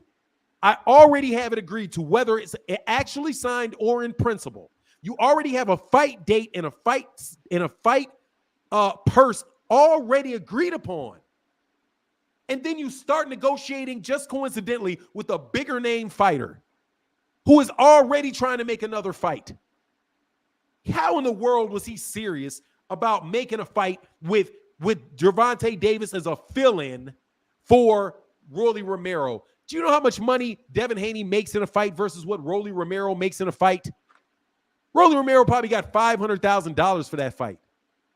So they're going to blow the budget and he's going to come in there and get $3 million, $2 million to fight Gervonta out of the blue on a pay-per-view on a different network than he fights on. And then you guys will run around, and then Devin Haney fans run around and call Gervonta a duck for not making it happen. That's not just putting a pressure. That's being dishonest. That's running somebody's name in the ground for no good reason whatsoever. Errol Spence Jr. is not running Terence Crawford's name in the ground. He's not. Deontay Wilder never ran Anthony Joshua's name into the ground under false pretenses. That is lying, that is framing, and it is patently dishonest. And it may be effective, but it is patently, blatantly dishonest. Anyway, go ahead, Joe. You got a few super chats for now. You want to go read those real quick? Sorry about that. Kid the Great said, when Tank called out Devin first, it became fair. No, it didn't become fair play. Because Gervonta said, I'll fight you. Gervonta does not have a fight scheduled next. He still doesn't have a scheduled fight, a fight scheduled next, kid. How's that fair play? He's not lying. He said, if you get out of your contract next, I'll fight you next. Do you know who Gervonta Davis is fighting next? I don't. Because his fight's not announced. He literally just got out of a fight. So that's not the same thing at all. But even when you say that's fair play, that's telling you that you know damn well what he's doing. So why are you supporting that? Especially if you think you're doing is supporting black fighters. Since when is lying and framing another black man? You know what they call that usually? Lying and framing another black man? In any other arena? You know what you call that. You know what you call that. When you frame somebody else for some shit that they didn't do and bash their name in public, you know what you're doing. And if you do that to another black man, you know what you call that in the community. You would not tolerate that out of anybody else. So I don't understand why people tolerate it here. If you are not seriously available to make a fight, you are not seriously available to make a fight. Don't act like you are. And if you are, if you do that, what you're doing is you're framing this guy for a duck, and you're trying to make him look bad and attract your name and attract people to you at his expense. And it's not, I don't know anybody else that does that is in as much of a systematic and consistent manner as Devin Haney's camp. And I don't like to go out like that, but that is the truth, and everybody knows it's the truth. The only question we're going to do is, why do you justify him doing that? Well, you know, he's got to make a lot of money. He's got to be, you know, he's got to get his name out there because he's not a big name fighter. Right. But what's the difference between him and Rolly? If Rolly says, okay, man, I'm moving up to 147 to fight Errol Spence Jr., I'm going to knock out Errol Spence Jr., everybody laughs at it. Because number one, you know he's not moving to 147. That fight will never happen. Why are you even saying it? That's the answer that I get in my things. Why would he even talk about it? So when somebody else is calling out a fight that you know damn well ain't going to happen, why you let them slide on that? Hey, let me answer that one. I see exactly what you're saying, man. I agree. And the reason, but this person, I can't stay for everybody else. You asking me why I overlook it, because my biggest issue would be, let's say you have a guy, like you said, calling this guy out, tearing somebody's name down for the attention or for the clout or to get their name out there. I would have the biggest problem with that when that person also, if they were actually presented with an opportunity to fight that guy, we know they would turn it down. I keep using Ryan Garcia for example, because he'll call out Tank to blue in the face. Tank will sit down, try to make that fight happen, make all the moves to make that fight happen, and Ryan Garcia will go in front of the world and tell the world he was lying. That's what I have a problem with, because I know that's like in real life, Fanon. If I hear you say you keep wanting to fight somebody, I don't have a problem with you saying you want to fight this guy. But if I see that you walk with him to face and your energy change, or now you turned it down, now I have a problem with you saying you want to fight this guy, because when you had the opportunity to fight him, you didn't take it. That's why I don't have a problem with Devin Haney doing it, because I believe in my heart, if the opportunity presented itself, Devin Haney would fight Tank Davis. I agree. I absolutely believe if he had the opportunity to take the fight. Hey, hit that mute real quick. I got you. I do believe that if he had the opportunity to take the fight, he would take that fight. I believe it 100%. No doubt he would take that fight. It's a huge fight. He's a very, very good fighter. No doubt about it. I believe that he's serious about wanting to fight. I just think he knows full well he can't fight him. Which is really worse. He just know you can't do it. You just making shit up. Any way you cut it, you're making shit up. So again, if Devin Haney has to do that, cool. To get his name big, to make his money, that's all good. You guys do that. But for me, and I'm talking about as a boxing fan, and I say, look, man, dude, why are you running Gervonta? Gervonta Davis is not ducking him, man. He's not ducking him. Gervonta may not be interested in fighting him. That's a whole different issue. Now, Leonard Ellerby and those guys may say, look, man, we don't really want to fight. We don't want to fight Devin. Go away, Devin. We never want to fight you. They may not want to fight him. That's cool. And if they say that, and if that's the case, that's the truth. If that's the truth. However, you don't have to assist the truth. You know what I'm saying? That's framing a guilty man. You know what I'm saying? That's the O.J. Simpson trial with that dude, Mark Furman. Like, I was in law school at the time when that shit happened. Like, dude, O.J. probably killed him. But what Mark Furman did? He took a glove from that damn scene, took that drip blood all over the fucking place, threw that shit over the fucking fence, and then jumped over there and said he found it. And the reason he got off is because people are like, yeah, looks like he killed him, but we don't believe your ass.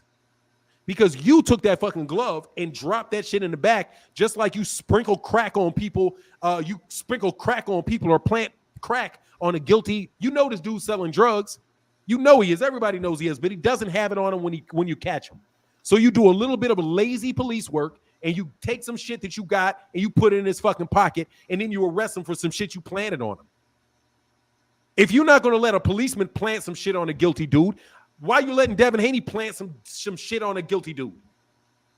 When you're available to fight and you can make that fight, and you don't have a fight scheduled, and you can call this dude out and he's in that weight and he turns that fight down when you are free and clear to fight him, that dude ducked you.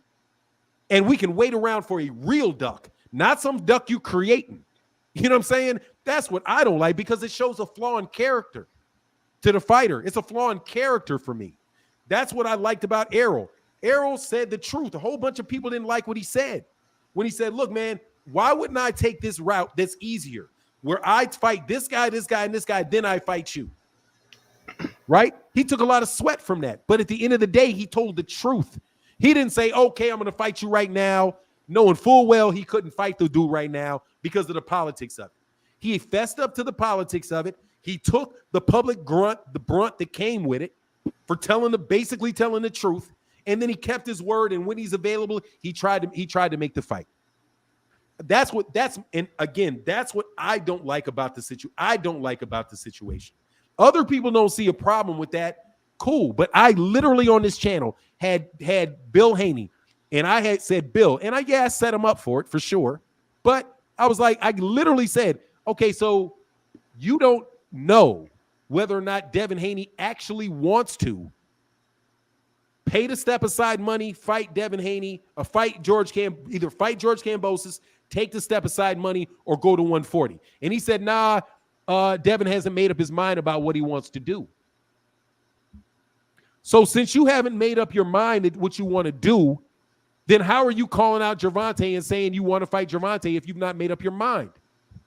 And that's when, sorry, my phone went out. I'll be right back. Obviously, this is not something, this is a calculated effort to keep his name out in front of people and be damned the expense that somebody else has to pay in their reputation. Because the fact of the matter is, Gervonta Davis gets shit on every day all over YouTube for ducking Devin Haney, and it ain't even true. That's where I say, and if Gervonta did that to Devin, I would say the same thing. I would be on it the same way.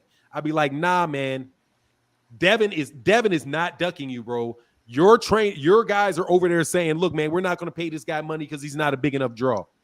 Let me read these super chats and I'll pass it back to you, bro. It said, hey, guys, great channel. Is it Devin's fault that a lot of boxers mention his name and then run, and why Ryan keep fighting Devin? See, that's not true. Nobody mentions Devin's name. That's the one thing that Devin is telling the truth about. Nobody mentions Devin's name. Nobody's calling out Devin. For whatever reason it is. The only guy to call out Devin Haney is Gervonta Davis. That's it. Lomachenko's not actively saying, no, he'll say he'll fight for the belts and whoever has it. George Kambosos took him as a last resort.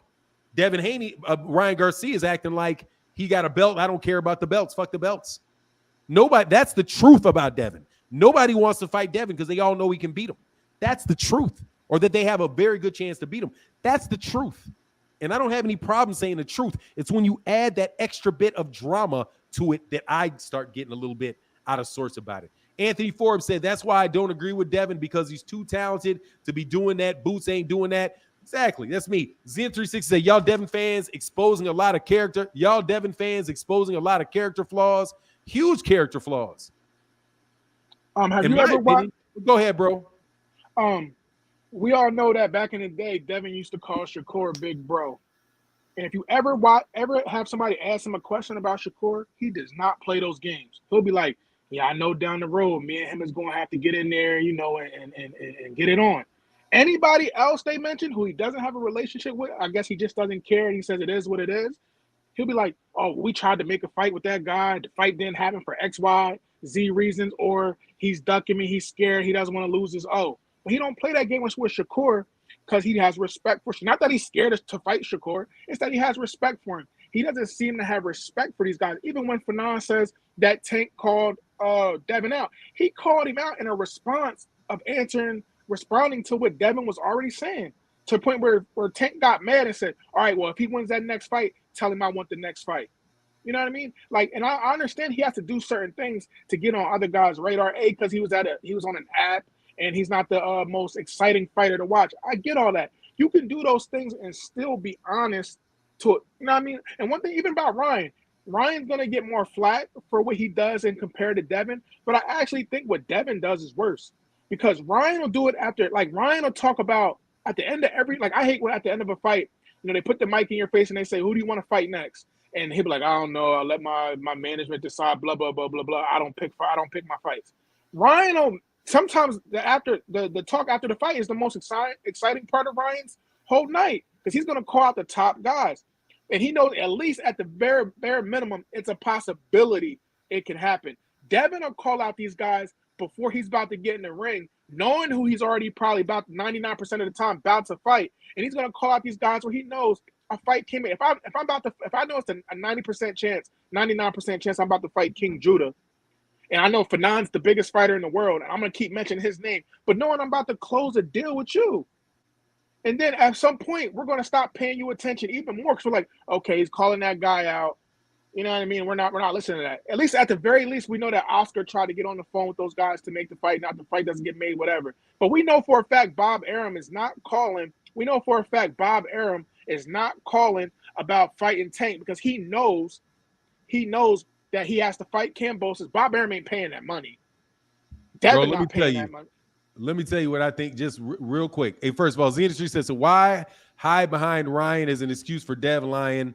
Ryan getting roasted constantly for being flaky, but he wasn't signed to fight someone else. Admit Devin's wrong. Yeah, they're two entirely different things, bro. They're just two different things. Completely. You can have two bullshit ass dudes, and not saying that they're bullshit, but because I like Ryan, I like Devin too. I do. But come on, man. But God dog, what was I going to say? Oh, about Shakur. Dude, you know why they talking about fighting Shakur? Shakur's not a big name. Shakur don't have anything they want. That's why I think. We want Lomo. We want Lomo. Out. Yeah, what were you saying? What were you saying? 007? We want Lomo. We want Lomo. And also, I think too, the fans, right? The fans, the Devin fans, the Tank fans, we get on here, we go back and forth. But as a Devin fan, we have to listen because this is still our support. You know, we need all the support that we could get, you know, Devin Heavy fans, especially when we hear some truth. I'm about to start a GoFundMe. No. When I'm talking about support, meaning for non-channel, he like us. He like Devin. But we can't get to the point when we go to alienate the people we also need to, you know. So we got to have a fine in between of talking our trash and knowing the people who's going to support us down the line when we doing other stuff too, especially if it's the truth. Because sometimes we do it, man. We know it's not the truth, and we just keep going on and on and on, and we start. You hear Fanon angry, man. He don't like what's going on, man. He knows, not in a bad way. He's telling what's going on. So we have to make sure if we know Devin is kind of going a little sideways a little bit, you know, we can't be afraid to admit it. Be like, you know what, Fanon, you are right on this one. But I think Devin going to win and move on because we need the support of our people. We need that support. It's a small conversation. But Angie Weissful says slander can get a channel removed in court. Why would you say something that stupid? All boxers have integrity. Get that. Take that to get in the freaking ring. No, first of all, I never said Devin didn't have any integrity. So I don't know where you got that from. And second of all, that's not slander. That if I did say that, that would be an opinion. If I say I think somebody has no integrity, that's an opinion. That's not. I'm not telling. And there's no harm there. So I'm sorry. First of all, if you think that I said he didn't have any integrity, I didn't say that. But if somebody could get a channel removed for saying somebody's a crook, Bob Arum would have had every YouTube channel snatched up off. Because if I said Bob Arum didn't have, I never said that he didn't have integrity. All I'm saying is because I do think he has integrity. But at the same time, I know that I'm saying this is a specific promotional tactic that's been used multiple times. And it has. Can I say something? They hit that music. But I never said he didn't have any integrity. I didn't. Just like I never said anything about. I think that. I mean, no integrity. That's tough, bro. Nah, you just mad about Angie Wise. You be mad at what I said. I can respect that. But dude, I'm telling you the truth. I'm not making anything up. There's nothing out there that I'm saying. This is very, very patent, obvious stuff. That this is a promotional way that people go about. Bob Arum does this stuff all the time. Bob Arum will constantly say that he's a guy that invented it, saying, "Hey, look, man, I'm trying to make a fight with a guy," but then the guy, knowing full well this guy refused to fight my guy. That's why I'm having my fight an in-house fight. These guys are promoters, bro.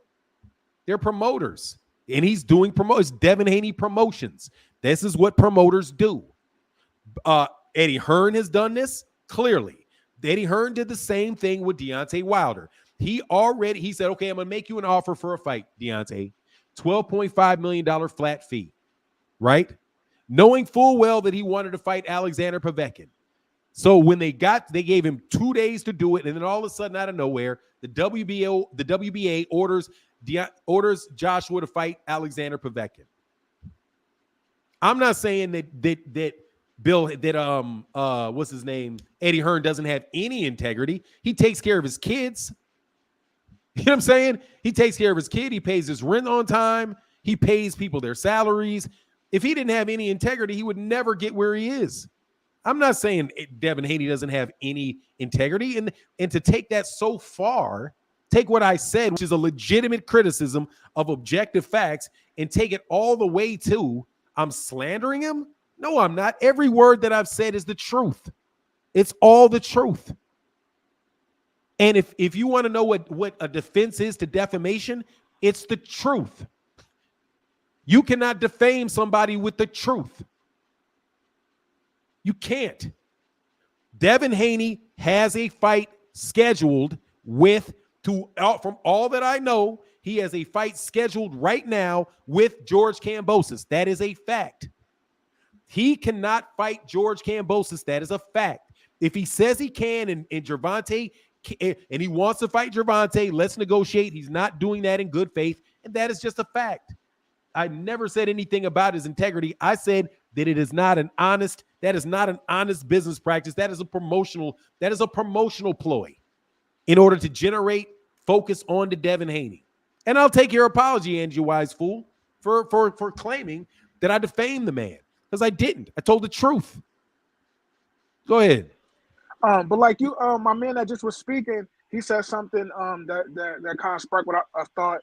He said, we all know what Dev's doing. But here's the crazy part. Everybody don't know what Dev is doing. There's some fans out there, like when you get into an argument with them, they bring these things up as facts because they believe it. You say that, oh, we all know. Like King Judah probably knows. You probably know. But there's 1,000 fans out there that you get in a boxing argument with or debate or whatever, and they think this is fact. Sorry, Angie. Sorry, Angie Wise Fool. She said I wasn't talking to her. Sorry, man. I went off on a clip because I thought you were talking to me, Angie Wise. Sorry, man, if you're talking to somebody else. Go ahead. Sorry, Angie Wise Fools. I owe you an apology, and let me go on. Thank you for the support. Love you, babe. Sorry about that. Everybody's not as smart as you. They think a lot of people think that stuff is true. So when Devin gets on there and say, hey, we made an offer to Tank, we made an offer to Gary Russell Jr., and Gary was scared to take the fight. No, the offer you made to Gary was BS, and you already knew who you was fighting before you even sent the offer out. You know what I'm saying? So you can't sit there and say that type of stuff. You know what I'm saying? But there's legitimate a lot of people, a percentage of people that think that stuff is true, so they stick their chests out even harder for Devin. But there's other guys who know it's a lie, and it makes us, I ain't going to use the word hate, but it makes us like not like you or Devin, because we know it's BS. Time and time again, you can't keep doing it. Just like when he gets in the ring. I'm so sorry, man. I'm so sorry. I'm so sorry. Angie Wise Fool. I'm so sorry. What's your cash at, babe? Sorry. I'm so sorry.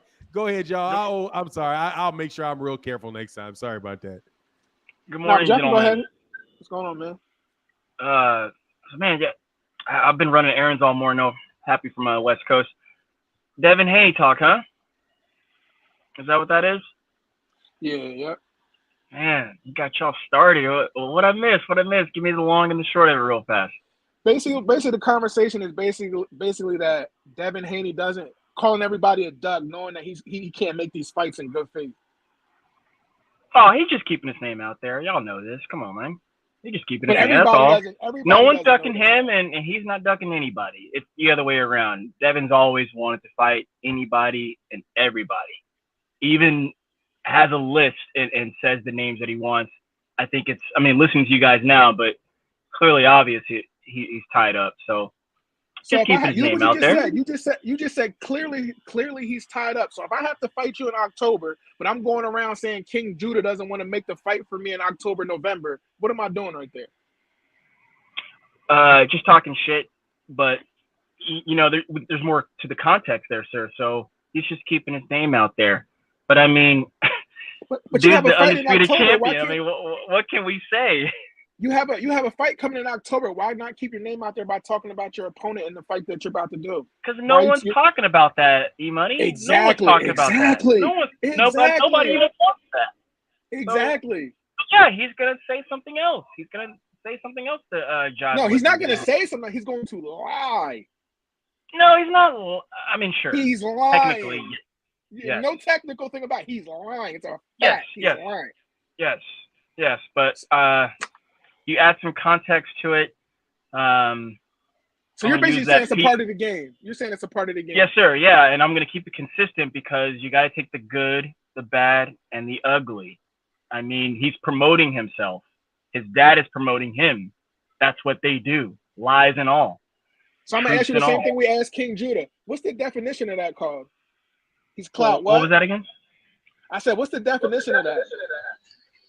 Of when you use somebody else's name to get fame. Attention. That's clout chasing. Yeah, it's clout chasing. So he should be treated as such. Yo, I just got a question. Y'all still getting that feedback from my end or what? Yeah, we are. God damn. It's like a double echo. That's King Judah. That's King Judah. Yeah, Judah, when you want to talk, bro, just unmute it and we'll be quiet so we don't talk in here. Hey, do you have two screens open, King Judah, on your laptop? Nah, man, I don't know what's going. Every time I go on a live stream, I'm having this issue. I either use my regular headphones. Sometimes I just talk to my regular phone. But no matter what, everybody said I'm having an echo. Right now, I'm using my mic that I record with. I don't know if y'all can see it. I'm using my mic that I record with, and y'all still saying y'all hearing the echo. You probably should use the headphones. I got a question to ask you guys, man. What you think? What would impress you guys on a rematch? With Devin versus George Kamboja. What would Haney would have to do? I was impressed. I think he dominated, in front of a hostile environment. But you guys, what you think he would have to do? Because it seems like now when he wins, now people just going boring, like he's not winning a fight impressively. So what would he have to do? Probably to gain a little more fans. Get the KO. I think he would. I think not even just the KO. I would say, good energy, good brothers. I just hopped in, but just to kind of respond on that, man. Yeah, I think that he would actually have to put on just a more impressive win, like the dominance. I don't know if it's just his lack of power that people aren't really impressed with, but it's just like he doesn't hit hard enough to really keep anybody off of him, and then he starts to slow down the action when they engage. He likes to clinch and duck that head to the right or left side, and I think that's going to get him in trouble with bigger punches. Let me read this real quick. Kal-El Cooler, man, big super chat, brother. Thank you so much for that support. He said, here's how you know Dev capping. Who is Truck with? Where was Dev last night? Who was Dev sitting next to? The Haney team know full well how to communicate with Tank team without all the damn lying. That's weird. Hey, again, Angie Wise, fool, my bad. And by the way, if Angie did say F for 9, she deserves it. She can say what she wants. I ain't got no problem because I messed that up. My bad. My bad. And Zenith 360 says, he can stop lying. Anyway, go ahead, bro. Oh, Nick Ballin. What's going on, Nick Ballin? What up? Oh, I'm good, man. What you want to talk about? Where you at, man? You got a point? I just don't want people that just jumped on to have to wait a long time. It's cool. Shoot, I wanted to chime in on that Haney stuff, man. It's underhanded, man. You try to, instead of doing your own thing and being organic and building your own fan base, you're just trying to pull down on the next man. That's lame. That's underhanded. Ain't no honor in that, man. Yo, look, let me say something to that. don't get me wrong, bro. Like E-Money Bags, y'all know where I'm coming from with this. I agree with everything y'all saying, but on the other end, I'm telling you, me personally. Now I'm saying me personally because they probably have a lot of people that think like me too. Now we probably not the majority, but there's a large number of people that see it as if I know for a fact that you actually not scared of this guy and you would fight him had you had the chance to fight him, I won't hold it against you for calling his name out to force his hand. Muhammad Ali was known for that. If he wanted you and you didn't want to fight him, he's going to say whatever it takes to make you want to fight him. And I'm telling you right now, I'm not a pro boxer, but if I was, I would do the same thing, bro. E-Money Bags, if you the top guy in my division or you the big name, because Devin Haney has all the belts, but Tank is the name. If you the name and I want your name and you don't want to pay attention to me, I'm going to say whatever it takes to make you pay attention to me. That's just what it is, bro. Yeah, I agree with what you're saying, but here's the response. Now, if you already mentioned that you're saying that to come at me, if I'm Tank and I'm the bigger name, which means I have the bigger fan base, and we now know what you're doing. Now you got to expect how me and my fan base is going to respond to that nonsense. We're going to, what I mean? You like once the first time you might say it, is that guy ducking Haney? Is this guy ducking Haney? And then these contracts and all this information comes to the forefront. Now you're going to lose even more respect overall. And then it might get to the point where Tank might not even want to fight you. You know what I mean? Because I really think the only reason why Tank wants to fight you is because of A, of what you said, and B, the belt. And it already seems like Tank comes from the Floyd brand of I don't really need a whole bunch of belts because they don't mean as much as long as I'm getting paid and I'm known as the best in the division. Because if you would take a poll, even though Haney's undisputed, Tank would probably get more votes as being the top guy in the division. So I would say, yeah, you got to keep your name out there. There's 1,000 different ways to do it. But like, as far as the negotiation part, you got to kind of do that in good faith. Like, if we're really talking and it's a possibility that we can make the fight and the fight falls apart, it is what it is. But don't get ready to fight Outlaw Thomas, and you're about to get in the ring with this guy in this. I think him and JoJo fought in December. So if you're about to fight in 6 weeks, don't act like me and you are getting close. Or I ended the negotiations to fight you when you already had a fight lined up. Like, come on, that's like you take it a little too far. And he calls Ryan out on it all the time, and you do the same thing. It's just that Ryan goes through the front door and Devin goes through the back, and he's not as good at it as Ryan. Yeah, I like Haney. I want to see him in these big fights, and I know it's gonna happen sooner or later. But like, man, as a man, you got to have your actions lined up with your words. So if you know that you can't do that, then why are you even doing that? Imagine if Bud did that. Imagine if Bud was talking all this Errol talk. Imagine if Bud was talking this Errol talk, and you knew that he was that. What we're right now, we're in August. So imagine if Bud was doing all this Errol talk, but you found out tomorrow that he had a fight lined up with Conor Ben in London in October 10th. You would lose your mind. Quiet as kept, that might be what's going to happen because he's steady ducking the boy's Earl.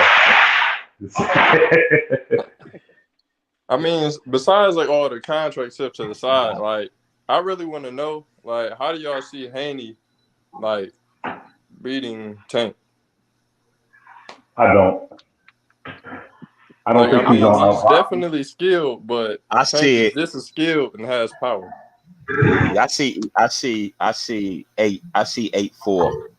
I see 8-4. Lord Devin Haney, man. He go box circles, not circles, but that reach. I think that reach gonna do it, man. We see what happened with knockout punches, man. It's always that one person when you can't knock them out.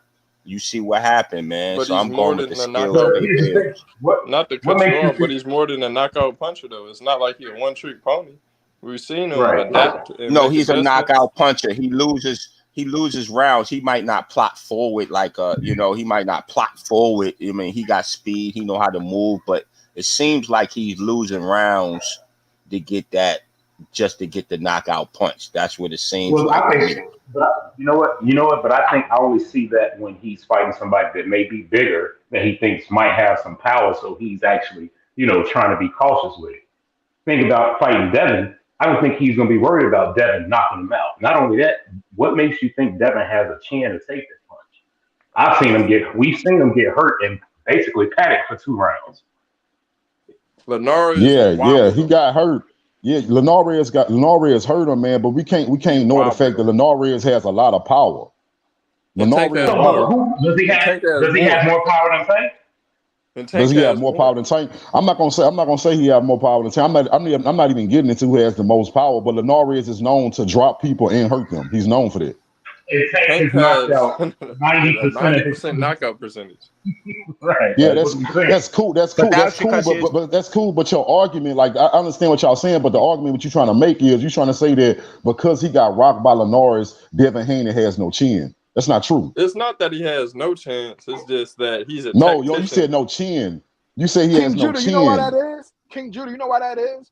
Because every time, that's what I was going to say when somebody asked how could he win the fight.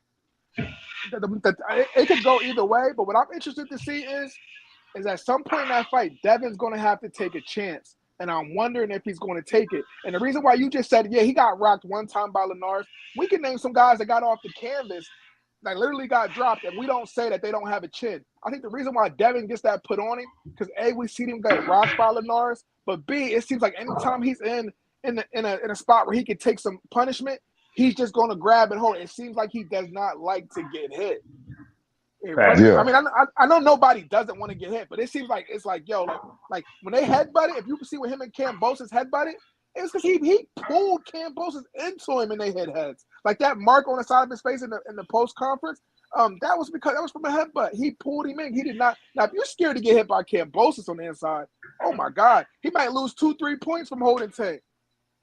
Right, but another thing I want to ask you is, man, I understand that we all understand that Tank has skill and he got incredible power, man. We know this, but the thing is, what I don't understand is how a lot of his fans it's a foregone conclusion that he's going to catch Devin. Now I don't know if any of you guys box, but in boxing, every round, every second of the round, every exchange, you don't have these windows to knock your opponent out. That's why even when Tank fought Rolly, he waited for a specific moment when he found an opportunity to knock him out, and that didn't come to what. No, listen. Let me finish, brother. Let me finish. I was saying that knockout didn't come to what the 6th, if I'm not mistaken. But my point is, when you're fighting somebody like a Devin Haney, those windows to knock him out come few and far in between. And my thing of you is, fighting somebody like Devin Haney, you may have 1 or 2 chances throughout the whole 12-round fight to take your shot. And if Tank doesn't take his shot, or if he takes his shot and it doesn't stop Devin or even land, it's highly likely that he loses that fight on points to Devin Haney. So what if Tank fights on his back foot? Is he going to outscore Tank? Yeah, definitely. If Tank is short of him, so if Tank fight on his back foot, he's definitely going to get outpointed by Devin Haney. Definitely. Tank has to close the distance with Devin. That's counterintuitive what you're saying. If a shorter fighter fights off his back foot against a taller fighter who also has a jab and a tactician, you're going to lose on points. You got a point. I just don't see him peppering him for 12 rounds. Like, he can do all that when he's comfortable, but after you get caught by one of them shots, not even flush, and you don't like it, how is he going to react? Yeah, right, that's the key. Can he take a regular hard punch? That's the key. If he can't take just a regular solid punch and he got to be running, now obviously that's going to change the fight. Yeah. So I mean, with that being said, bro, like it comes down to the fact that, like I said, man, Devin can very well win that fight. But another thing is too, a hard punch and a knockdown doesn't always equate to a knockout. What if Devin does get hit hard and in fact knocked down, but he won every round outside of the one he fell in? Nobody's taking.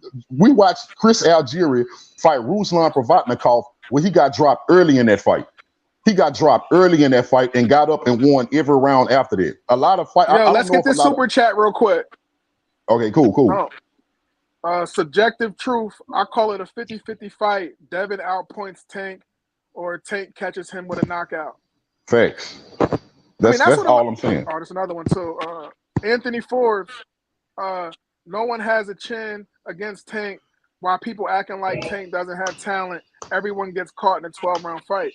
everyone doesn't get caught in a 12-round fight, but I love that they said that because for some reason, King Judah, you use the word tactician.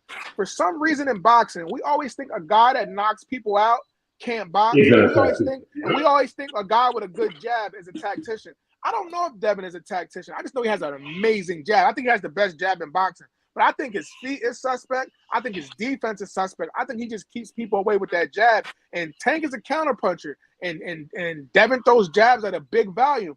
If Devin in that if Tank in that 7th, 8th round is timing that jab and he's getting up under that jab, what happens then? Yeah, but I think Devin has average feet. I don't agree with that, but I'm not gonna argue that fact. Less than average power. The thing is, like I said, I was bringing up the point about the Chris Algieri fight. A lot of people fail to realize too that, you know, being knocked down don't always. I mean, like what I'm saying is Devin Haney can be knocked down, but if he gets back up and gets his wherewithal with him and his sense of equilibrium, he can very well go right back to outboxing Tank. If he gets dropped early, he can very well go back to outboxing Tank after that. But here's the thing: he's saying that. Now go ahead, fam. What I'm saying is, but think about that. We saying if he gets his wherewithal, but we've seen him look pretty like that's the biggest knock for me on Devin is he doesn't have power and that he also that chin was suspect. It's all like I said. I felt like he was panicking when he got hit, and I don't see Tank letting somebody get their wherewithal once he has him hurt. Tank's not like, you know, just hitting you and rocking you. He's coming for the kill once he got you hurt. You're not going to be able to do it. And Devin's clinch game ain't that good. Like, I hate the way he does that. He's going to get caught with a punch the way he likes to come in and duck that head off to the side. Real quick on the super chat. T-Wells 32. Salute to the live stream. Salute. But my thing is, man, we talking about, you said a lot of ifs. The biggest if I've heard, man, on this panel and everywhere, we always talk about the ifs, but the biggest if is if Tank Davis is going to knock Devin Haney out. A lot of guys act like that's a foregone conclusion, bro. Knockout is one of the hardest things to get in a fight. I don't know if you guys bet on fights, but when you betting on a fight, and you take, like, look at somebody like a Tank Davis and a Devin Haney, the knockout is the least likely thing to happen in a fight like this.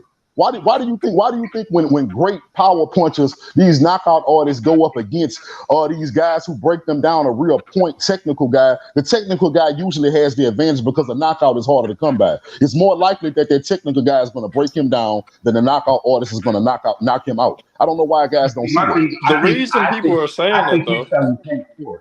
I think he's selling Tank short because you're saying it as if he's not a tactician. You know what I mean? Yeah, I think that's what I'm saying. The reason people say no, I'm not selling him short, bro. Like you didn't. If you want my full breakdown, if you want my full breakdown, I can tell you that like they are comparable. Like you just said, brother, they skills, they talent level, they are very comparable. But the advantage that Devin has is height. Hold on, real quick. Frequent Flyers just said, y'all say that Devin doesn't have any power, but y'all never seen nobody walking down. What y'all got to say to that in response? I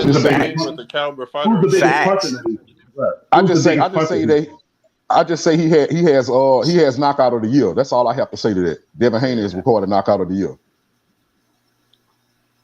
What?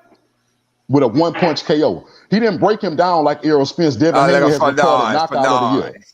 When was this? So you said when was this? Yeah, this must have happened in the multiverse. Nah, he had that shit. It was like the Golden Glove. No, listen.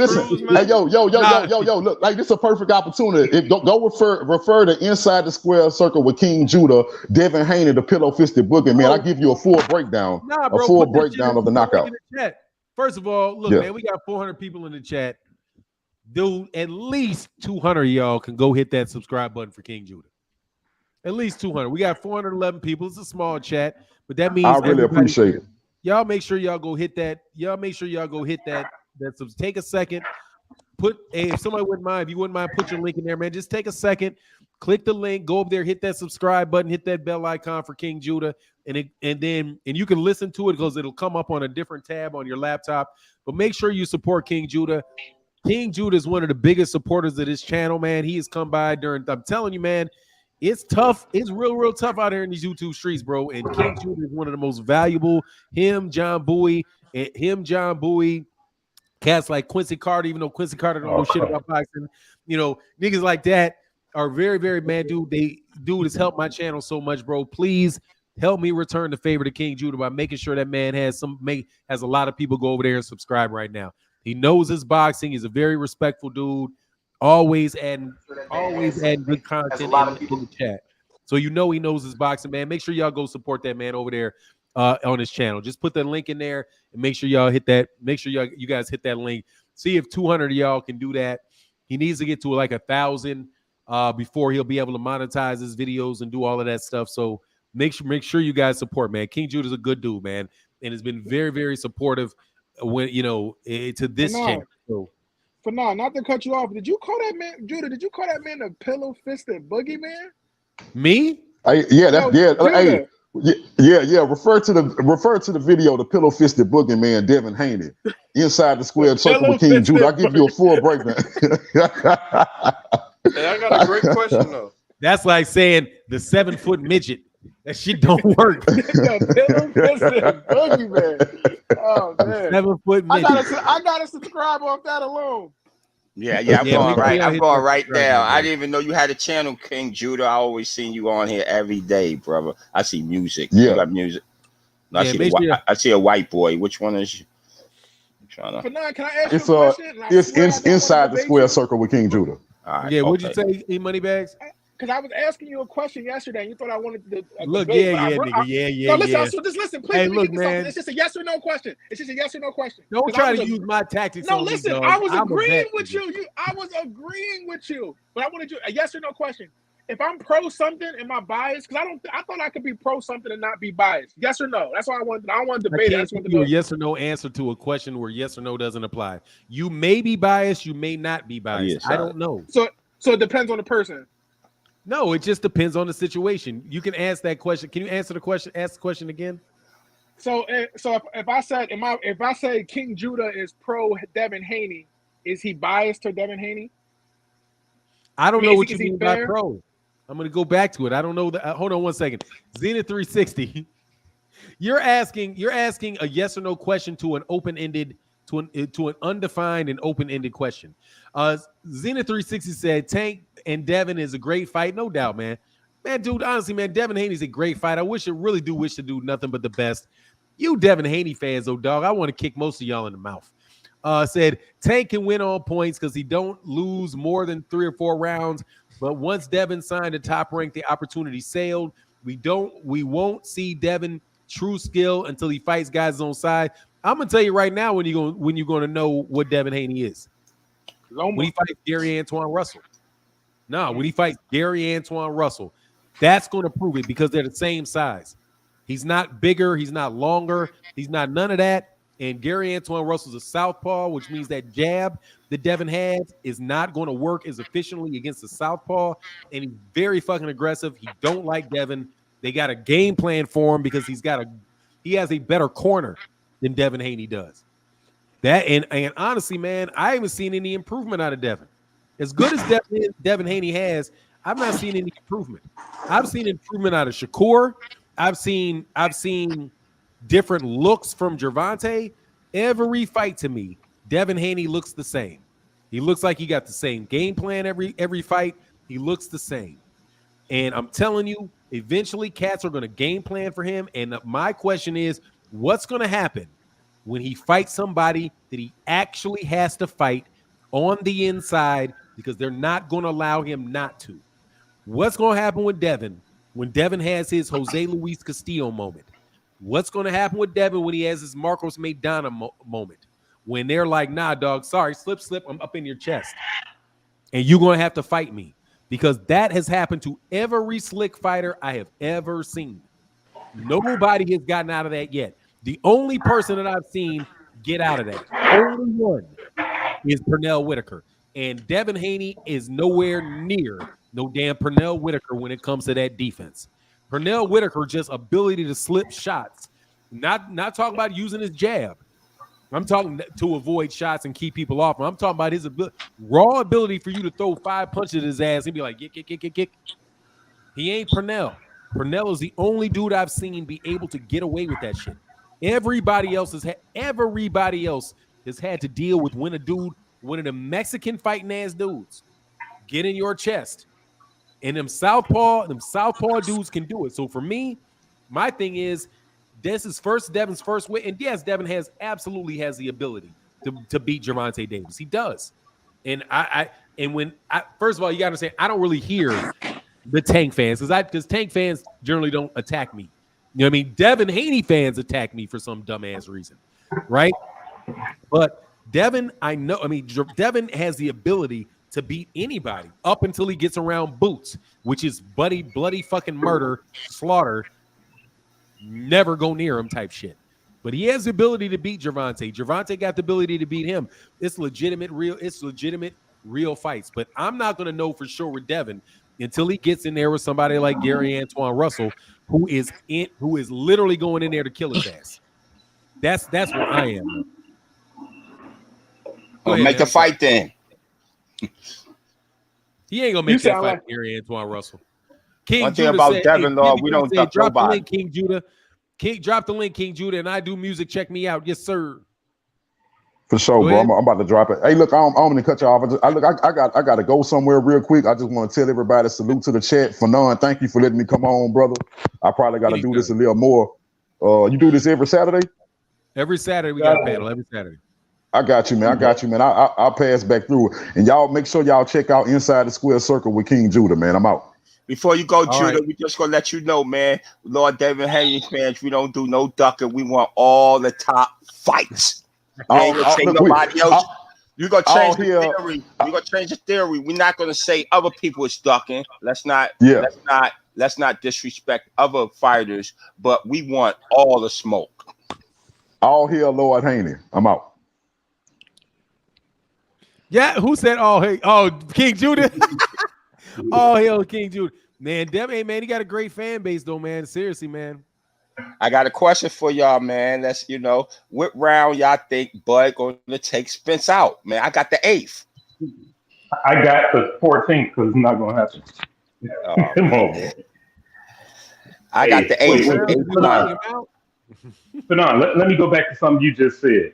So remember when you said a southpaw Mexican style fighter, when they get in their chest of those flick fighters, what usually happens? Yeah, that's exactly what's going to happen when those two brothers face off.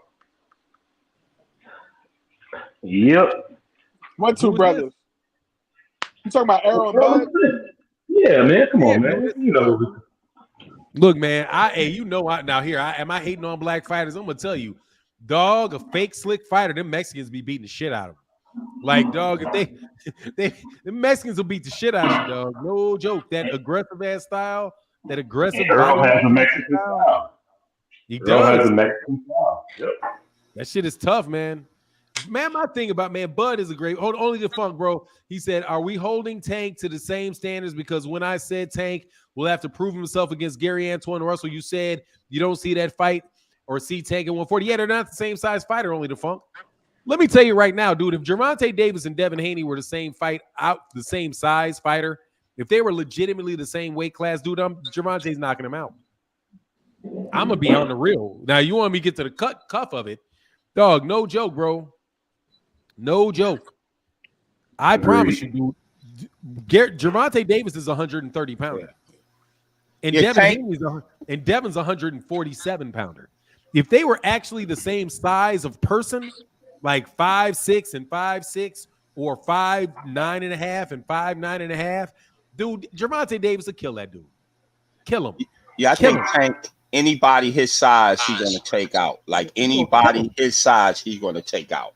I'm not going to lie. Anybody his size, they getting up out of there. They going. So he's taking out dudes that are bigger than him constantly. Exactly. He's not even fighting in his own weight class, man. Gervonta's we have yet to see somebody hold Tank off of him. We haven't seen it. Yeah, that's what did Rolly come in that fight at? Rolly probably weighed 150 when he came into that fight that night. Yeah, Tank is a little dude, man. I saw because I was at the fight. I was actually at the fight for Leo Santa Cruz. Man, I'm telling you, Leo Santa Cruz is way bigger than him, man. Like, when they walked to the ring, I was like, God, dog. Like, first of all, when he came out and I watched Tank walk by me, I was like, this is a little itty bitty ass dude. I mean, Yeah, no offense to the Rise podcast, but God dog, when I'm telling you Tank is a little itty bitty ass dude, when you see him in person, I don't know how big y'all are, but I'm about 6'2", 260. When I looked at Tank, I was like, Jesus, this is a little itty bitty ass man. And then when he got in the ring, what'd he say? I was gonna say, I saw him in person in Dallas for the Errol Spence fight in the hotel, and like, man, he's truly 130. He's an itty bitty ass dude, man. When I seen him against Barrios, I knew I'm like, he looked tiny in there. Dude, I'm trying to tell you, Tank is about, to me, if I had to guess his height, bro, I'd be like, man, that dude about 5'4". He may be 5'3", 5'4". Look like, man, 5'4", 5'3", 5'4". Shouldn't be weighing. Man, that dude could weigh, unless he's fat, bro, that dude could be weighing 100, without boxing shape, 135, 140 pounds. He's a little ass dude, man. And I've been around Bill Haney, and Bill Haney and Devin Haney around the same size.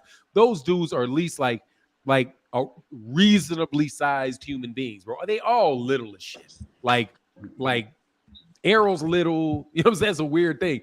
Errol's little, Terence is little, Floyd is little. They're not, you know what I'm saying? They're smaller. Dude, yeah, they're smaller men. They're not little, but they're smaller men. Tank is officially fucking little, like little. So when I'm seeing him, I'm like, dude, that's why when people keep talking about him fighting 135, I'm like, man, I want to see Tank at 130. Like, if you the big money man, he's the big money man. Cats are gonna come see him fight, bro. Fight it if he could maintain 130. Dude, fight at 130. Let Monster Inoue and those dudes come to you. Even when you see him take a picture with Shakur Stevenson, man, Shakur Stevenson is like way bigger than him, man. And that's what everybody is betting on, dude. I'm telling you, Shakur Stevenson be like, yeah, he's too small. He's gonna have problems getting in on me because he's too small. That's what Shakur says, and Shakur's at 130. Shakur and for me, no joke, bro. Devin don't want Shakur. He don't want that, bro. That's a dude. Oh, we gonna walk Shakur down. That's when you gonna see inside fighting. We gonna walk Shakur down. What do you say? Come on, man. Hell no. Hey, Anthony Forbes said, hey, man, and I'm chopping it up today. I don't feel like doing videos. So, Cass, I'm going to be talking boxing for a while today, dog, on this live stream. Just because I don't feel like doing videos today. Hey, why Haney fans think he would win on points? And when I said anyone gets caught in the 12th round too big, look, man, honestly, man, I'm going to tell you, dude, I think that this is how Devin Haney can beat Tank. He can throw a jab, run around, and run for 12 rounds. And what's going to happen, not in a bad way, but he's going to run around. He's going to throw a jab out there, and he's going to move. He's going to throw 2 jabs out there, and he's going to move. Throw another jab out there and move. And he's going to do that for 12 rounds. He's going to raise his hands at the end of the day. And these dudes are going to be 115, 113, 114, 114, 115, 113, Gervonta Tank Davis. Take your ass up out of here, dog. That's what is going to happen in that fight, in my mind's eye. And there's going to be a lot of people crying robbery. But at the end of the day, Devin is not going to sit and exchange with him. Gervonta Davis is going to be just going to be slipping punches, trying to get in there. Every once in a while, they're going to have a little bit of an exchange. Devin's going to try to grab him. But because Gervonta Davis is the cash cow, those judges are going to get that man around, and you're going to call it a robbery. That's how I see the fight playing out. Because Devin is not going to come a country mile close to Gervonta. No way. Because that power is crippling, man, and that's just real to me. What y'all got to say about that? Agreed. We not running. That's all I'm gonna say. We not running. You not running in the ring or running from the fight? We not running in the ring. You running your ass off in that ring. We not running in that ring, man. We gonna use the old school one. You know, hit him with a couple of jabs. He get in clinch. You know, hit him with a couple. You know, clinches are a part of boxing for now. I know they are. They're a big part of that shit. Yeah, ain't no rope to take, man. It's over. Dog, Star is born. The problem with Devin is he clinches against fighters he doesn't have to. He clinches against everybody. And I don't like his style. Dominated everybody. He was clinching Kambosos like Kambosos was Tank. Yeah. All y'all cats keep talking about how Devin's gonna outbox Gervonta. Remember, I say this shit. Landy Lara outboxed Canelo. Yeah, he did. But at the end of the day, what did they say? Canelo with the win. Because, dude, you are not going to jab and run from the cash cow. It ain't going to work, bro. You're going to have to sit down and hit his ass with some combos. Right. You're going to have to do it. If you don't do it, no joke. I don't care what the official scorecards are after 6. After 12, them shit's going to be in favor of him. So they'll be like, nah, dog, sorry. Sorry, dog. You got to sit down. You got to fight this dude. Franklin Fire said Tank ain't running in on Dev. Haney ain't going to do what he did with Santa Cruz either. It doesn't matter, bro, because who's going to pay the next check? I'm just talking about real boxing politics, not something that I like. I'm just telling you. How many fights have you seen robberies in that look just like that? Where the cash cow is the one that is trying to engage and trying to fight. You have the guy that is not the cash cow that is out there moving and sticking, and they actually give the guy the decision. Yeah, they almost gave Bivol that decision. They almost gave Canelo that fight over Bivol until Bivol started sitting down on his punches and hitting him with 3-4 punch combinations. Devin ain't hitting Tank with no 3-punch combinations, bro. He's gonna hit him with it. He's gonna jab and move. He's not hitting him with 3 shots.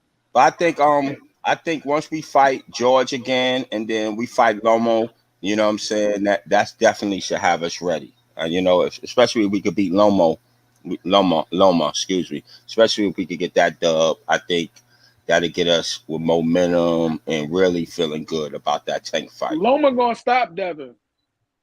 Yeah, right. I hope not. Telling you. I hope not. Everybody think. Hold on, listen. Everybody thinks it's gonna be some big, powerful dude. It's gonna be the dude that can slip so smooth, southpaw slip in there like Loma does, and hit him with a couple of shots, and it's gonna show that Devin don't like to get hit, and then Loma's gonna walk him down. And it ain't gonna be like the Comey fight when Loma's throwing flurries, looking at the ref, trying to say stop the fight. He's gonna be trying to stop Devin. I'm telling you, Loma gonna stop him. I'm gonna tell you how I think how Devin beats Lomachenko.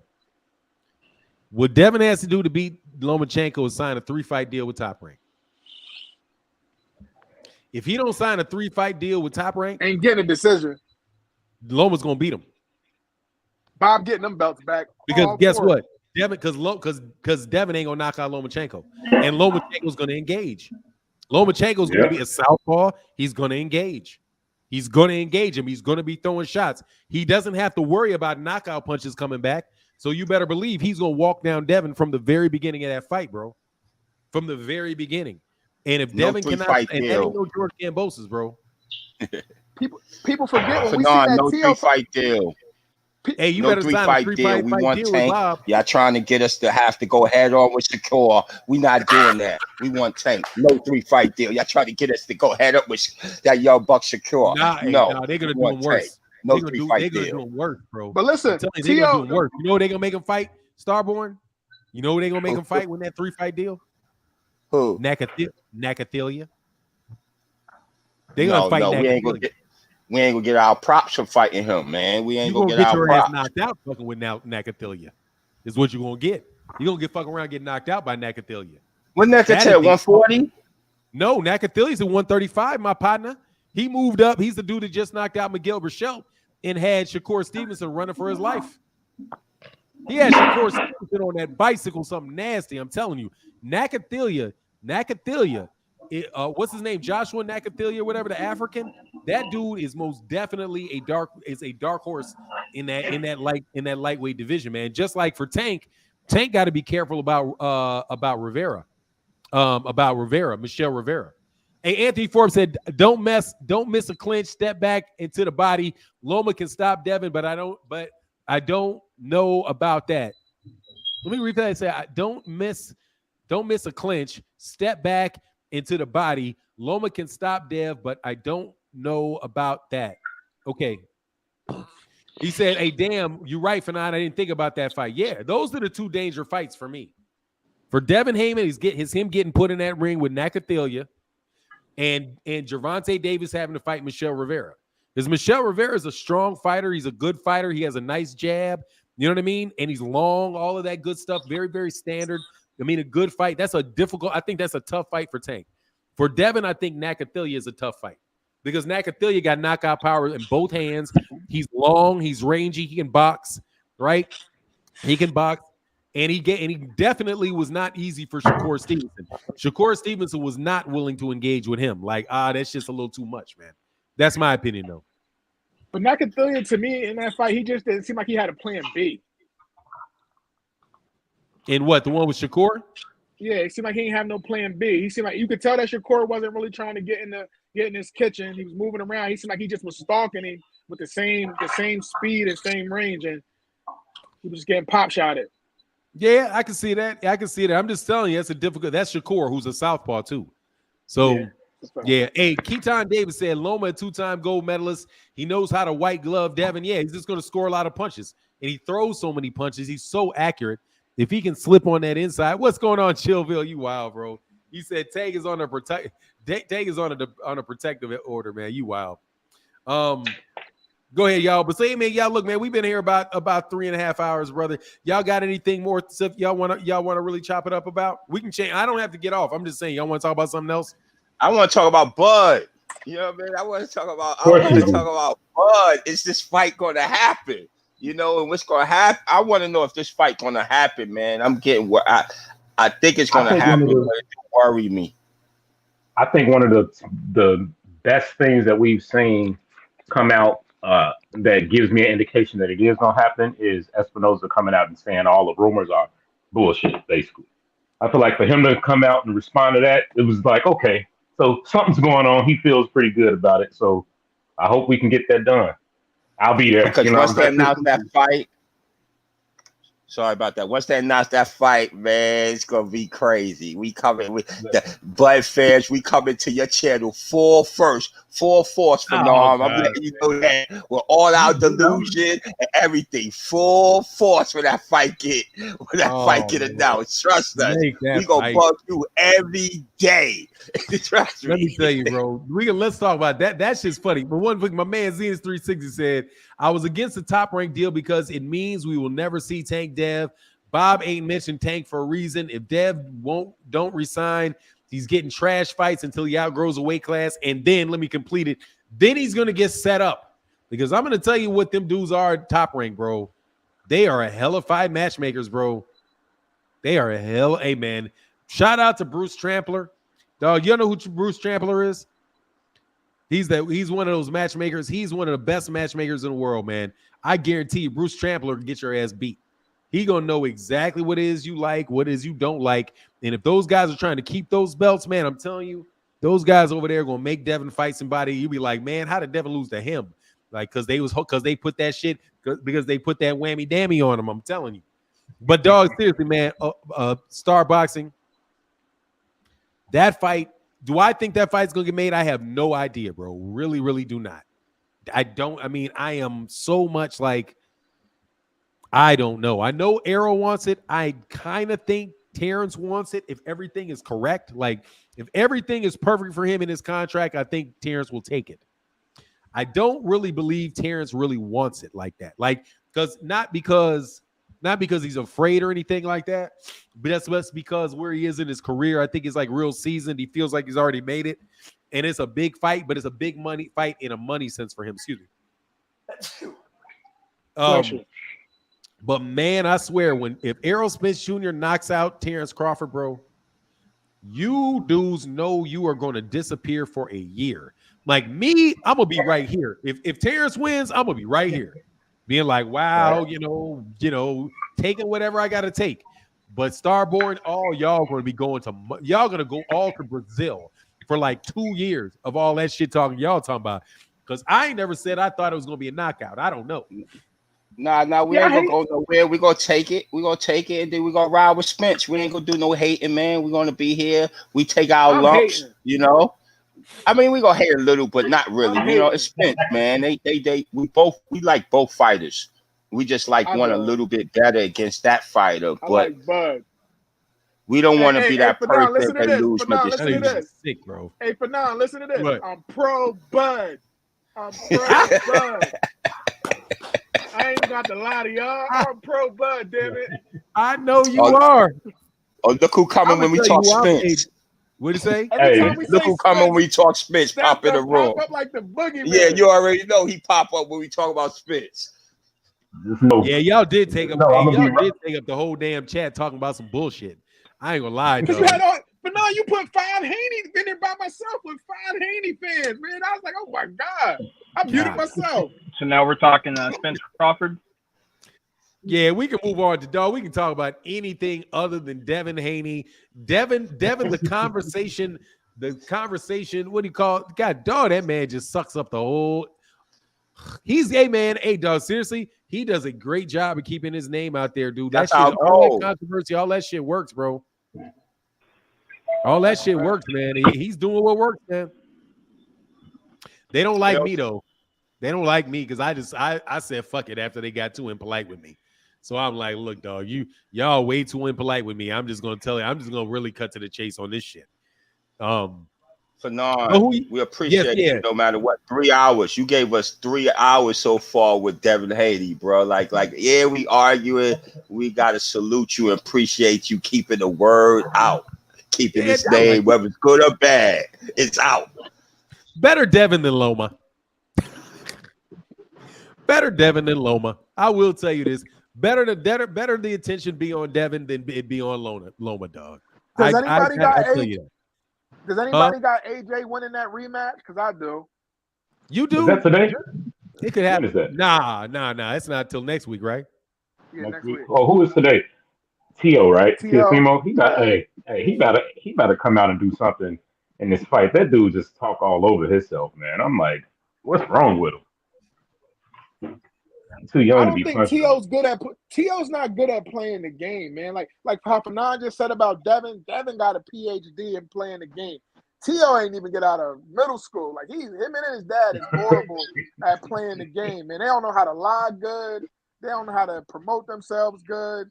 Like, yeah, Tio not good at playing the game at all. He's delusional too when he talks. He said everybody wants to be me. Really? I mean, he kind of felt once he beat Loma in his head that was true. He felt like he just beat the guy that had #1 pound for pound. He had in his mind he was the undisputed champ. I feel like he was the undisputed champ in my opinion. No, I'm saying, but he's saying that right now. He's still saying that right now that everybody wants to be me. I'm the man, and I'm the king on top. And I'm like, bro, you have 0 belts. You just got your belt with Devin Haney. Well, you know. He lost. Then rematch the dude that beat you and take, get that back. Until you get that back, you're not respected to me. You know what I mean? You didn't get your get back, so stop that talking. I'm gonna tell you one thing. Hey, real quick, man. Shoney D said, why do you think Bernie don't rock with you? Bernie don't rock with me because I think Errol Spence Jr. can beat Terence Crawford. If I thought Terence, I could say whatever I wanted as long as I believe Terence Crawford wins that fight. And then Letitia Crawford will rock with me. Bernie will rock with me. They would all love me if I said Terence Crawford was going to win that fight. Bernie the boxer is a friend, supporter, virtually a family member of Terence Crawford, and he rides with Terence Crawford. He is ultimately pro Terence Crawford. And I think that Terence Crawford can lose to Errol Spence. I admit that he has a chance to win. I ain't like, dude, I don't be calling none of this shit. Like, I mean, dude, like, these dudes are both world-class fighters, man. Terence Crawford's fans act like Errol Spence Jr. is some fucking flat-footed bum. And I'm thinking and I keep telling y'all all the time, that flat-footed bum will beat the shit out you. Do not think that you think that's the case with him. He don't seem flat-footed to me. He don't seem slow to me. He don't seem none of that shit to me. What he seems to me is somebody that is literally looking to see how he can keep his body at the same distance. Whatever distance he wants to be next to you. He don't want to float on the outside and then figure out how he can get in. He wants to keep that shit between mid-range, a little bit outside, a little mid-range, and inside. And he is very athletic and able to do that on a consistent basis. Terence Crawford's ass he's not God. So if he cannot clip that dude, if he cannot do something where he can use a lot of movement and outbox him, he's going to lose on points because Errol Spence Jr. throws punches all the time. How do you beat a dude on the scorecard that's throwing 100 punches around? If you are moving around and he's throwing 100 punches around, you're going to lose that round. Counter him hard. You're gonna have to count. You're gonna have to hard. I understand that. You're gonna have to watch. You're gonna have to counter him hard. Got that. But with a guy in a high guard, and I know some people don't like that. Like I don't really let down for that high guard. Look, dude, that high guard allows you to block and parry shots to your chin better than anything else. That's how Ugas got hurt. High guard. Spence hit him with that uppercut. Remember when he's high guard Spence hit him with that uppercut with that high guard. So Terence, he hurt him, with an uppercut with that uppercut in that high guard. Ugas got beat how? Where? On the inside where Errol Spence Jr. wanted to be, where you can hit him with them uppercuts. If you say Terence Crawford is going to hit him with an uppercut counter, okay, cool. That shit better knock him out because Ugas is going to take about 15, 20 fucking shots. He's going to take 10, 15 shots on the hips, on the arms, on his gloves. Bud is going to get his ass in a high guard. Better believe that shit. He's going to get his ass in a high guard if he gets close to him like that. It's just a lot of volume, man. But I think it's a difference between. Don't get me wrong, it's going to be hard, man. He's like Marvin Hagler, man. You have to fight. You have to fight him. But I seen Marvin Hagler in them first few rounds. He's a little bit slow against Sugar Ray. Well, back in the day, and because he switched stances. Not Sugar Ray, not even close. Said Terence Crawford's not Sugar Ray. I'm talking about this moment. I'm talking about this moment in his career. He was pretty much as good as Sugar Ray when Sugar Ray was at that point in his career. Mama, Sugar Ray been off a few years, bro, because of the eye. At that time when he fought Hagler. When this wasn't a prime Sugar Ray. Yeah, no, remember Sugar Ray? Remember Sugar Ray was off a couple of years. Yeah, Sugar Ray took a couple of years off. And but look, here's the thing, bro. Those are not the same fighters, man. Yeah. Sugar Ray, Terence Crawford. First of all, Terence Crawford is not Sugar Ray. Sugar Ray uses a jab. Terence Crawford does not jab. He doesn't jab. So what are you gonna? He doesn't jab. He literally is moving back, waiting to catch you waiting for you to come on the inside and look in the couch. He's steadily losing rounds, bro. He steadily loses rounds, bro. Against everybody I've seen him fight since he got to welterweight, he's losing rounds. How many rounds he's losing? It's not like he's losing rounds like Tank losing rounds. He's never down on a scorecard. Listen to what I'm saying. He is not somebody. Terence Crawford has been doing what I think older fighters start doing, comfortable fighters start doing. He's doing what Canelo was doing. He is looking to pot shot knock you out.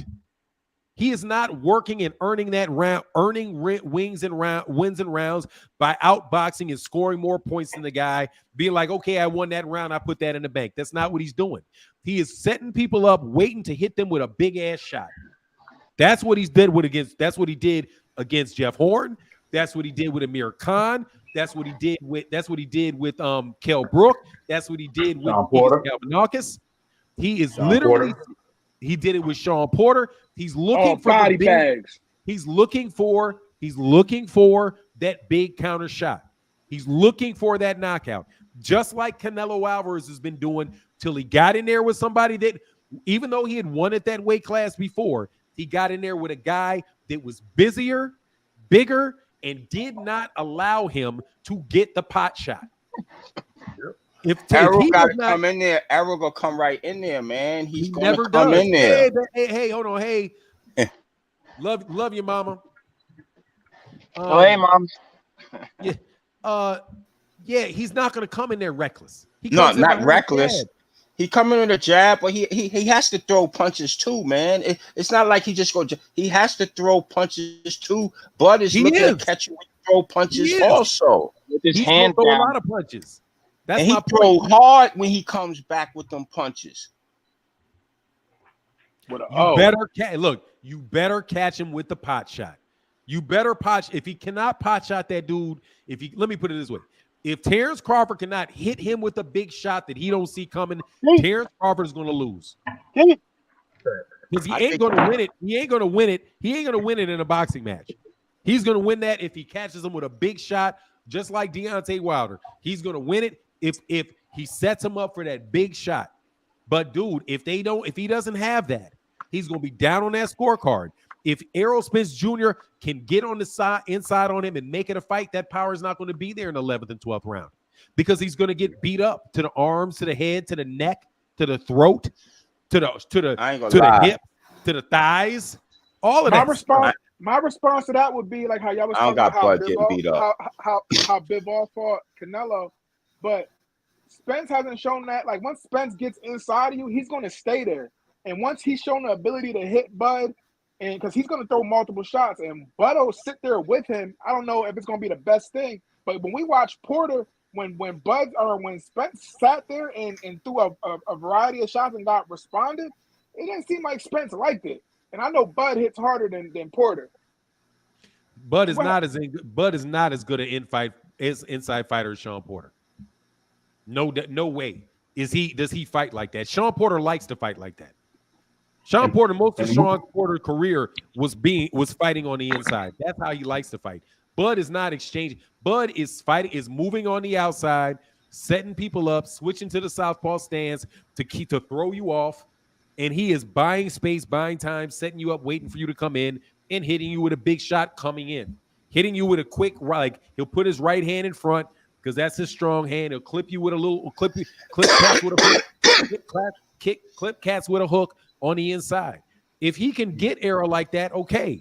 What I'm saying, though, is if he cannot, he's going to lose. And I don't bet on cats pot shotting to victories, especially since I know that streak is coming to an end. But Spence last three. Oh, go ahead, brother. Go ahead. I was going to say, so you also have to remember, you mentioned how Spence fought Porter. But you got to remember that was also pre-accident Spence when he self-admitted didn't have a real training camp. He had a weight camp, right? He also do you think that you see the same Spence fighting now that you did before he got refocused? He got hit with a big shot against Ugas. What big shot, E-Money? Come on, dude. And E-Money, that proves what I'm saying. Errol Spence Jr. has been hit with big shots, and he didn't go anywhere. What happened to him? He got knocked back, and then 30 seconds later, he got hit with a big shot. 25 seconds later, he's back in your chest beating the shit out you. That's what has happened every time he's been hit.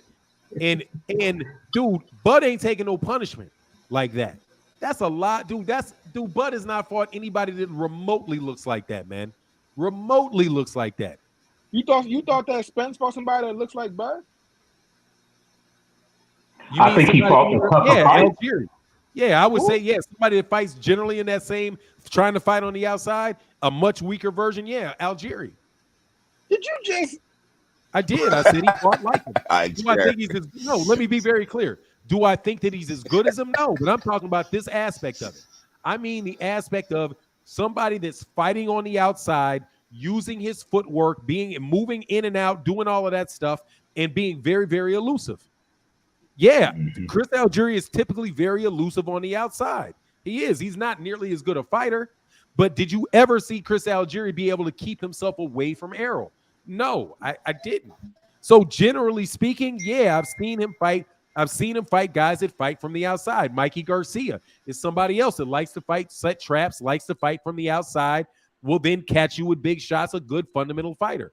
Has he fought somebody on Terence Crawford's level? Absolutely no. He's not fought anybody on Terence Crawford's level. He hasn't. But when you look at the styles, that shit, dude, Bud needs a knockout to win. Yep. That's what I say. Bud by decision. Huh? He's never going to win by decision. Never. I definitely don't. Nope. I disagree with Bud don't lose. Not unless he gets 3 rounds, knockdowns. but not a lot. But, dude, Bud is not going to win a decision against a guy throwing 70, 80 punches around, bro. He's not going to be throwing that many punches when he can't hit. He ain't going to be throwing that many punches once he get hit in the face. Look, he's throwing that many punches. Errol, when have you seen him slow down when he gets hit? That makes him come more like that invigorates him to start beating that ass even more. You know what I'm saying? What did Mike Tyson? That's what we want. The Great said, "Hey, this is a great show today, Fanon. I like Haney. My wife likes Tank. We both see Team Spence. We ride with Texas and call Spence the bone collector." I'm telling you, man, when you breaking people's bones, Dude, that shit ain't no lightweight shit. That ain't no lightweight shit. Tevin Smith said Buzz knockout would have to come at mid-range because he doesn't knock anybody out fighting on the inside. I'm just telling you, man, he needs to me, the style of that fight, he needs a knockout to win because you're going to be the guy. Dude, he's going to throw them punches, bro. Starborn. He's Fanon, I got a question to ask you, Fanon. Yeah. And much love for that yellow, bro. Thank you, Tevis. Yes, sir. Go ahead, Tevis. Even though I got Bud, and even though Bud feels like he could win, we do need money for that fight. Just because if it go wrong, you know what I'm saying, we do got a bone collector. You know what I'm saying? A person's career is in doubt. You know, so I think he get bashed about talk about the money, but he's fighting a very dangerous opponent in there, bro. He's fighting people that broke 2-3 eye sockets. I feel he broke one socket. A couple people who haven't been the same since him. No, Ugas and that's it. You don't get no points for breaking Brooks. Why not? Opposite eye. What do you mean? And it was the opposite eye. It wasn't the same eye.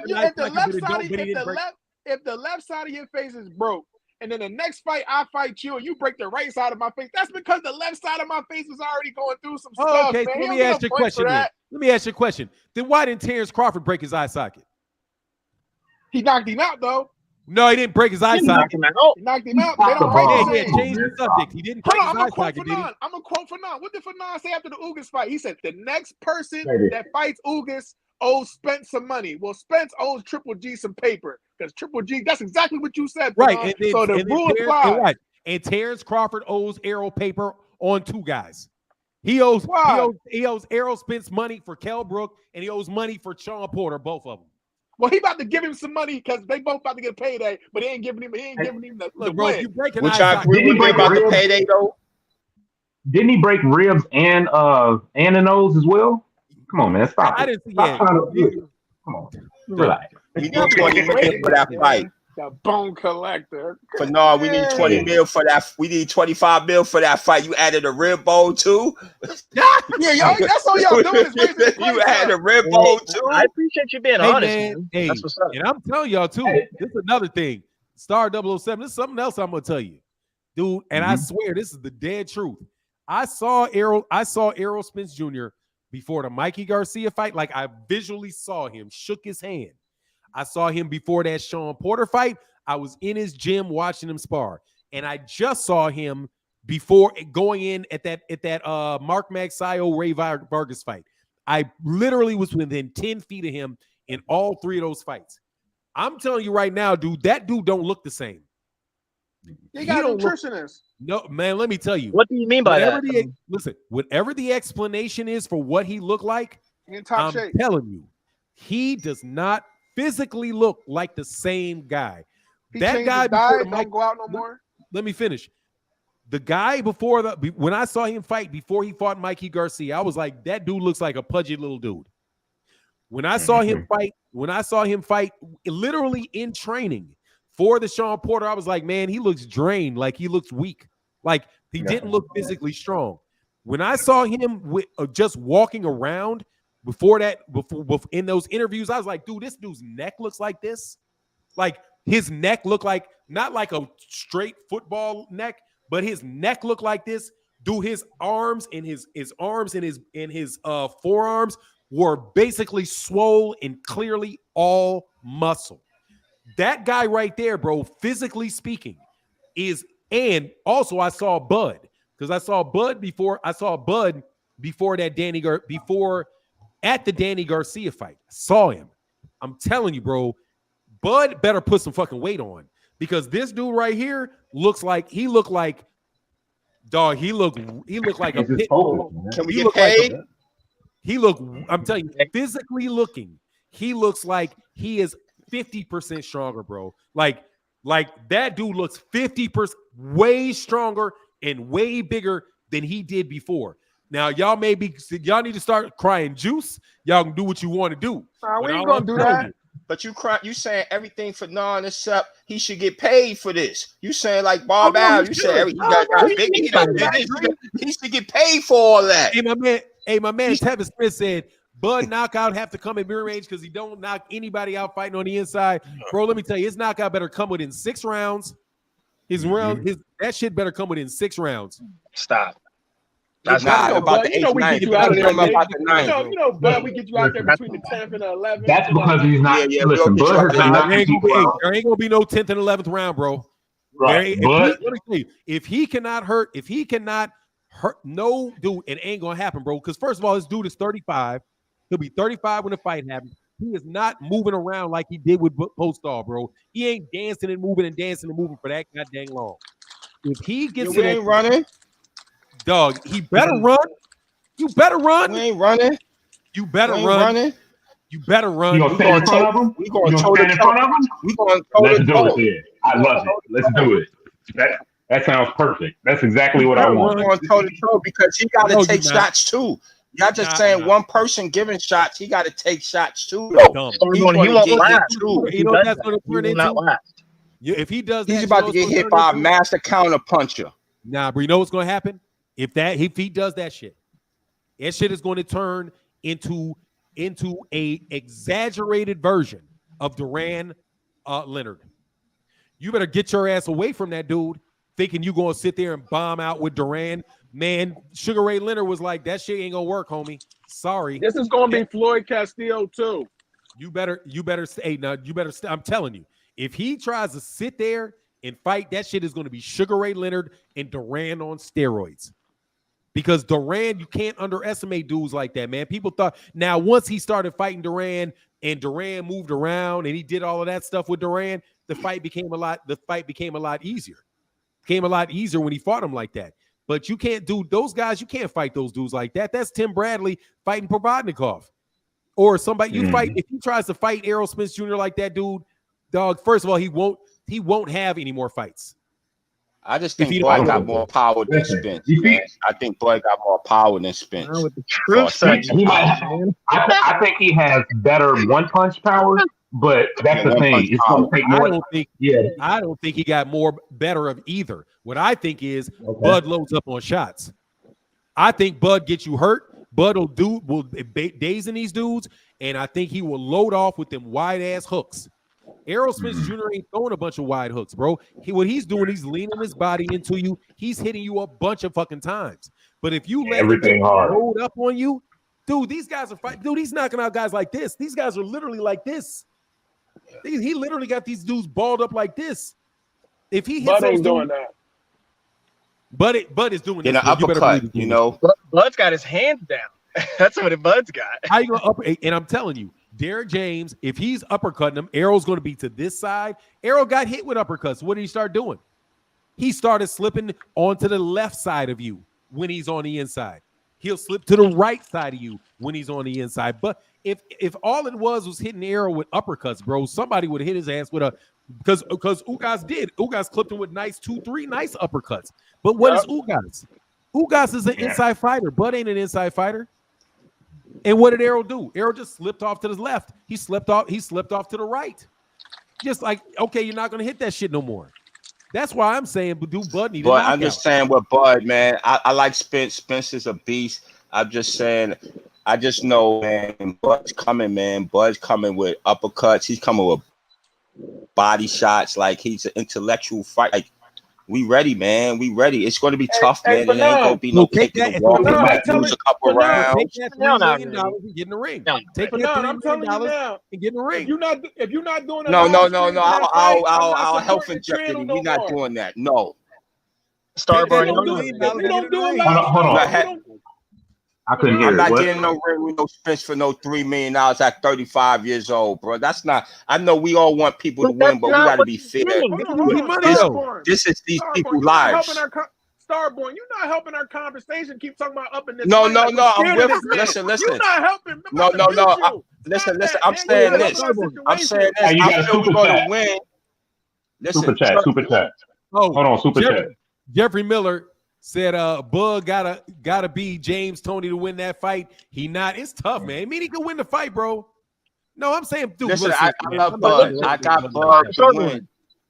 Stubborn, sir. But it's still a tough matchup. It's still a career. It could be just because of his past, you got to talk about what happened in the past. That don't mean it's going to happen in the future, but he showed what he could do. And a man 35 years old, that's a risky fight. We just want to get paid for the risk we taking in that fight. We already a Hall of Famer. We don't have to take that fight. A lot of money.